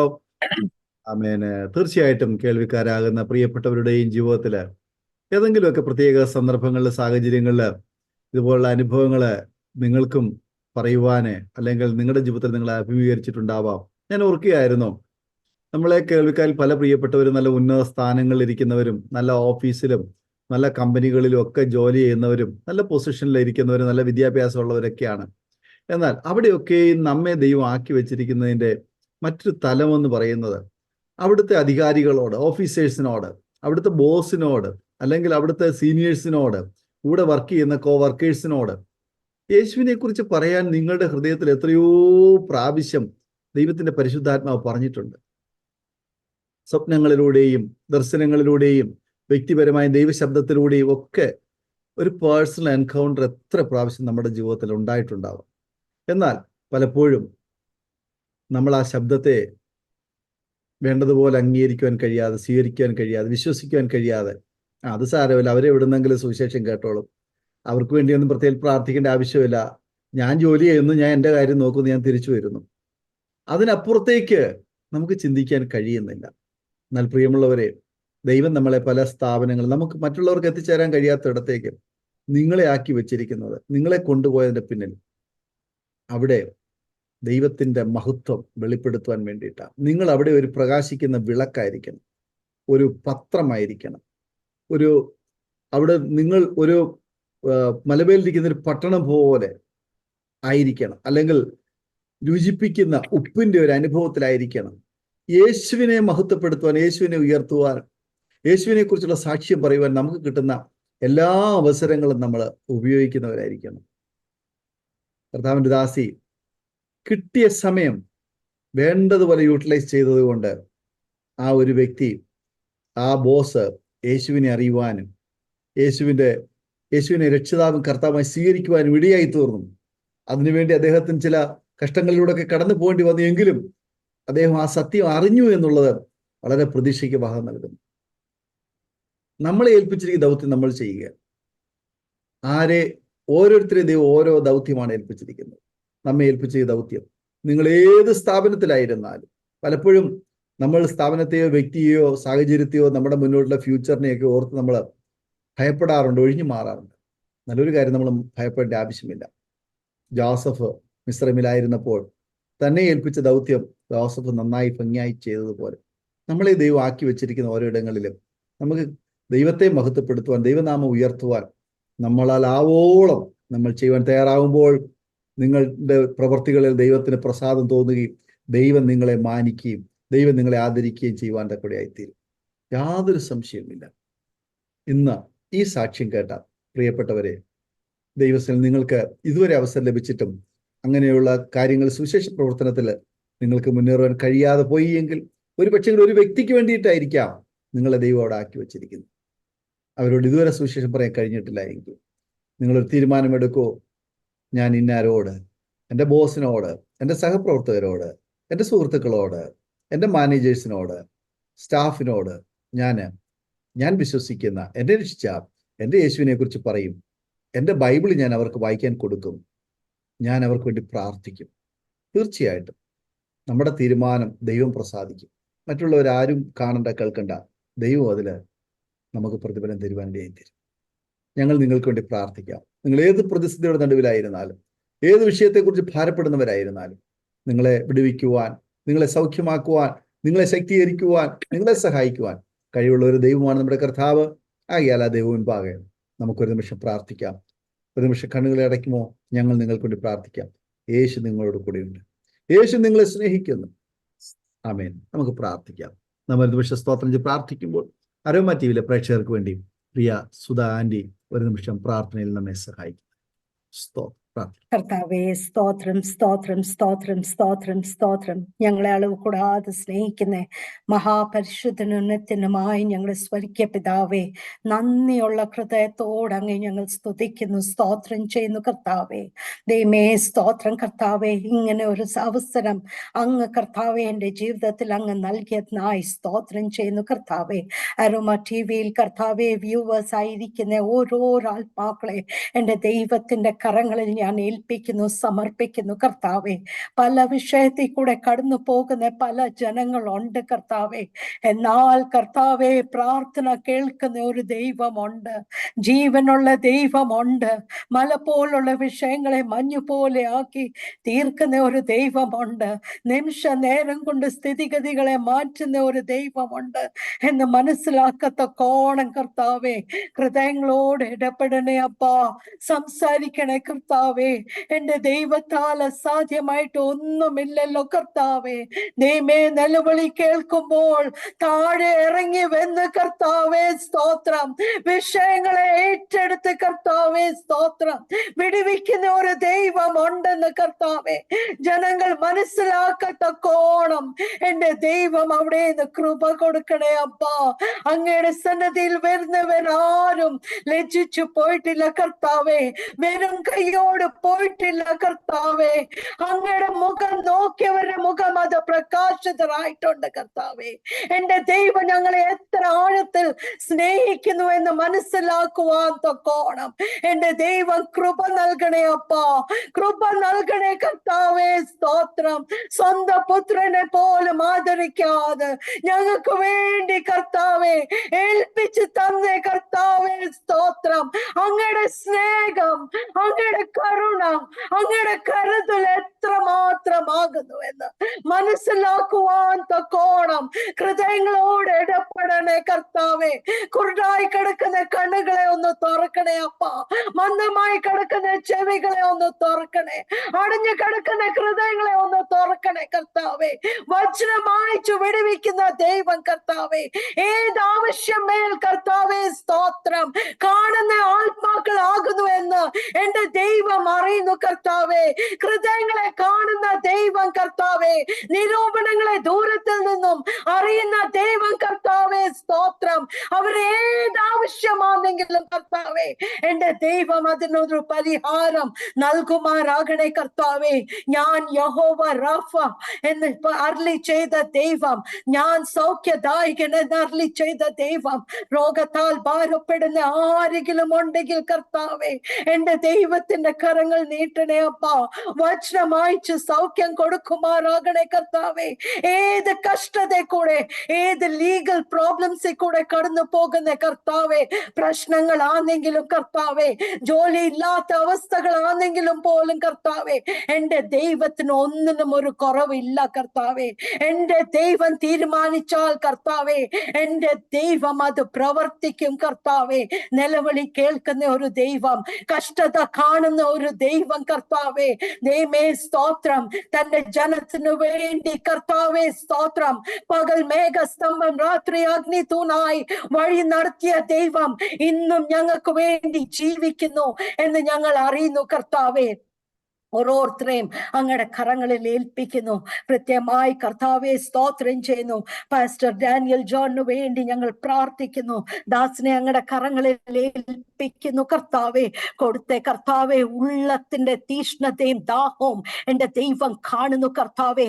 അരോമ ചാനലിൽ കൂടെ കർത്താവെ പല കർത്താവെ അങ്ങയുടെ മക്കൾക്ക് അങ്ങയുടെ സാക്ഷ്യം പറയുവാൻ, അങ്ങയുടെ സാക്ഷികളായി നിലനിൽക്കുവാൻ സഹായിക്കുന്ന കൃപയ്ക്കായി സ്തോത്രം. അതിനുള്ള അവസരവും വിശാലതയും കർത്താവെ അങ്ങ് ഒരുക്കിയിരിക്കായി സ്തോത്രം. ദാസന്റെ പ്രവർത്തികളെ അങ്ങ് അനുഗ്രഹിക്കണേ അപ്പാ. ആചാ രാധാ രാഖേ രേഖേ നേക്കേ നാദാ രച്ച. യെസ് പിതാവേ സ്തോത്രം. ഈ ദിവസങ്ങളിൽ കർത്താവെ പുതിയ ഒരു വിശാലത കർത്താവെ ദാസന്റെ മിനിസ്ട്രിയിൽ കൂടെ അങ്ങ് ചെയ്തെടുക്കുന്ന കൃപയ്ക്കായി സ്തോത്രം ചെയ്യുന്നു. രാഷ രാപ്പ രാഖേ രേഖേ നേക്കേ. യെസ് ലോർഡ്, ഈ ദിവസങ്ങളിൽ കർത്താവെ അങ്ങ് സംസാരിക്കുന്നത് പോലെ കർത്താവെ ദൈവമേ സ്തോത്രം. വഴിയും വാതിലും മിനിസ്ട്രിയിൽ ഒരു വിശാലത അങ്ങ് ഒരുക്കി അതിനു വേണ്ടി ചെവിടുകൾ നീട്ടുവാൻ തക്കോണം ദാസന് കൃപ നൽകുമാറാകണേ. കുടുംബമായി അങ്ങ് അനുഗ്രഹിച്ചു കൊള്ളുമാറാകണം എന്ന് അപേക്ഷിക്കുന്നു കർത്താവെ. വീണ്ടും കർത്താവെ അങ്ങയുടെ രാജ്യത്തിന് കെട്ടുപടിക്കായി കുടുംബത്തെ ശക്തമായി അങ്ങ് ഉപയോഗിച്ചു കൊള്ളുമാറാകണേ. ഞങ്ങളെ ഓരോരുത്തരെയും അങ്ങയുടെ കരങ്ങളിൽ താഴ്ത്തുന്നു, സമർപ്പിച്ചു പ്രാർത്ഥിക്കുന്നു. അങ്ങ് അവിടെ നിന്ന് പ്രാർത്ഥന കേട്ടിരിക്കായി സ്തോത്രം. എല്ലാം യേശുയുടെ നാമത്തിൽ തന്നെ. ആമേൻ, ആമേൻ, ആമേൻ. വളരെ നന്ദി കർത്താന്റെ ദാസി പ്രിയ സുധാ ജേക്കബ് ആന്റി. ഇത്രത്തോളം സമയം അനുഗ്രഹിക്കപ്പെട്ട ജീവിതാനുഭവവും സാക്ഷ്യവും അരോമ ടിവിയിലെ പ്രേക്ഷകരോടൊപ്പം പങ്കുവയ്ക്കുവാൻ സമയം വേർതിരിച്ചതിന് കർത്താവിന്റെ ദാസിയോട് നന്ദി സ്നേഹം അറിയിക്കുന്നു. ദൈവം ധാരാളമായി അനുഗ്രഹിക്കുകയും ശക്തമായി വീണ്ടും ദൈവനാമത്തിന് ഉപയോഗിക്കുകയും ചെയ്യട്ടെ എന്ന് ആശംസിക്കുന്നു, പ്രാർത്ഥിക്കുന്നു. അതുപോലെ തന്നെ അരോമ ടിവിയിലെ ശ്രോതാക്കളായ പ്രിയപ്പെട്ടവരോട് ഞങ്ങൾക്ക് പറയാനുള്ളത്, നിങ്ങൾക്ക് ഒരു പ്രാർത്ഥനാ വിഷയമുണ്ടെങ്കിൽ ഞങ്ങളെ ഈ സ്ക്രീനിൽ കാണുന്നതായ നമ്പറിൽ അറിയിക്കുക. അതുപോലെ തന്നെ ഞങ്ങൾ നിങ്ങൾക്ക് വേണ്ടി പ്രാർത്ഥിക്കാം. അതുപോലെ ഈ സാക്ഷ്യം നിങ്ങൾക്ക് അനുഗ്രഹമായി തീർന്നുവെങ്കിൽ നിങ്ങളുടെ സുഹൃത്തുക്കൾക്ക് ഷെയർ ചെയ്ത് കൊടുക്കുക, അവരും കേൾക്കട്ടെ. ദൈവനാമം അതിലൂടെ മഹിമപ്പെടുവാനിടയായി തീരുമല്ലോ. കർത്താവ് നമ്മെ സഹായിക്കട്ടെ. വീണ്ടും നാം ഒരുമിച്ച് കാണും വരെയും എല്ലാവർക്കും good bye. God bless you all. ഓർമ്മയുടെ മനോരഥത്തിൽ മായാത്ത ഓർമ്മയ്ക്കായി അരോമ മാട്രിമോണിയിൽ നിന്നും ജീവിത പങ്കാളിയെ കണ്ടെത്തൂ. നിങ്ങൾ ഒരു ക്രിസ്തീയ ജീവിത പങ്കാളിയെ അന്വേഷിക്കുകയാണോ? അതോ മക്കൾക്ക് അനുയോജ്യമായ ഒരു തക്ക തുണയ്ക്ക് വേണ്ടി പ്രാർത്ഥിക്കുന്ന വ്യക്തിയാണോ? എങ്കിൽ അരോമ മാട്രിമോണി നിങ്ങൾക്ക് വേണ്ടിയാണ്. ഇന്നു തന്നെ സൗജന്യമായി രജിസ്റ്റർ ചെയ്യൂ. അരോമ മാട്രിമോണിയുടെ പ്രത്യേകതകൾ: രജിസ്ട്രേഷൻ തികച്ചും സൗജന്യം. ലോകത്തെവിടെയുമുള്ള അനുയോജ്യമായ ക്രിസ്തീയ ജീവിത പങ്കാളിയെ തിരഞ്ഞെടുക്കാം. വിവാഹം നടക്കുന്നതുവരെ സർവീസ് ലഭിക്കുന്നു. ഏറ്റവും ചെറിയ പാക്കേജുകളും തിരഞ്ഞെടുക്കാം. അരോമ മാട്രിമോണി നിങ്ങൾക്കായി ഒരുക്കുന്നു വിവാഹം പരമാനന്ദം. Email aroma matrimony2020@gmail.com.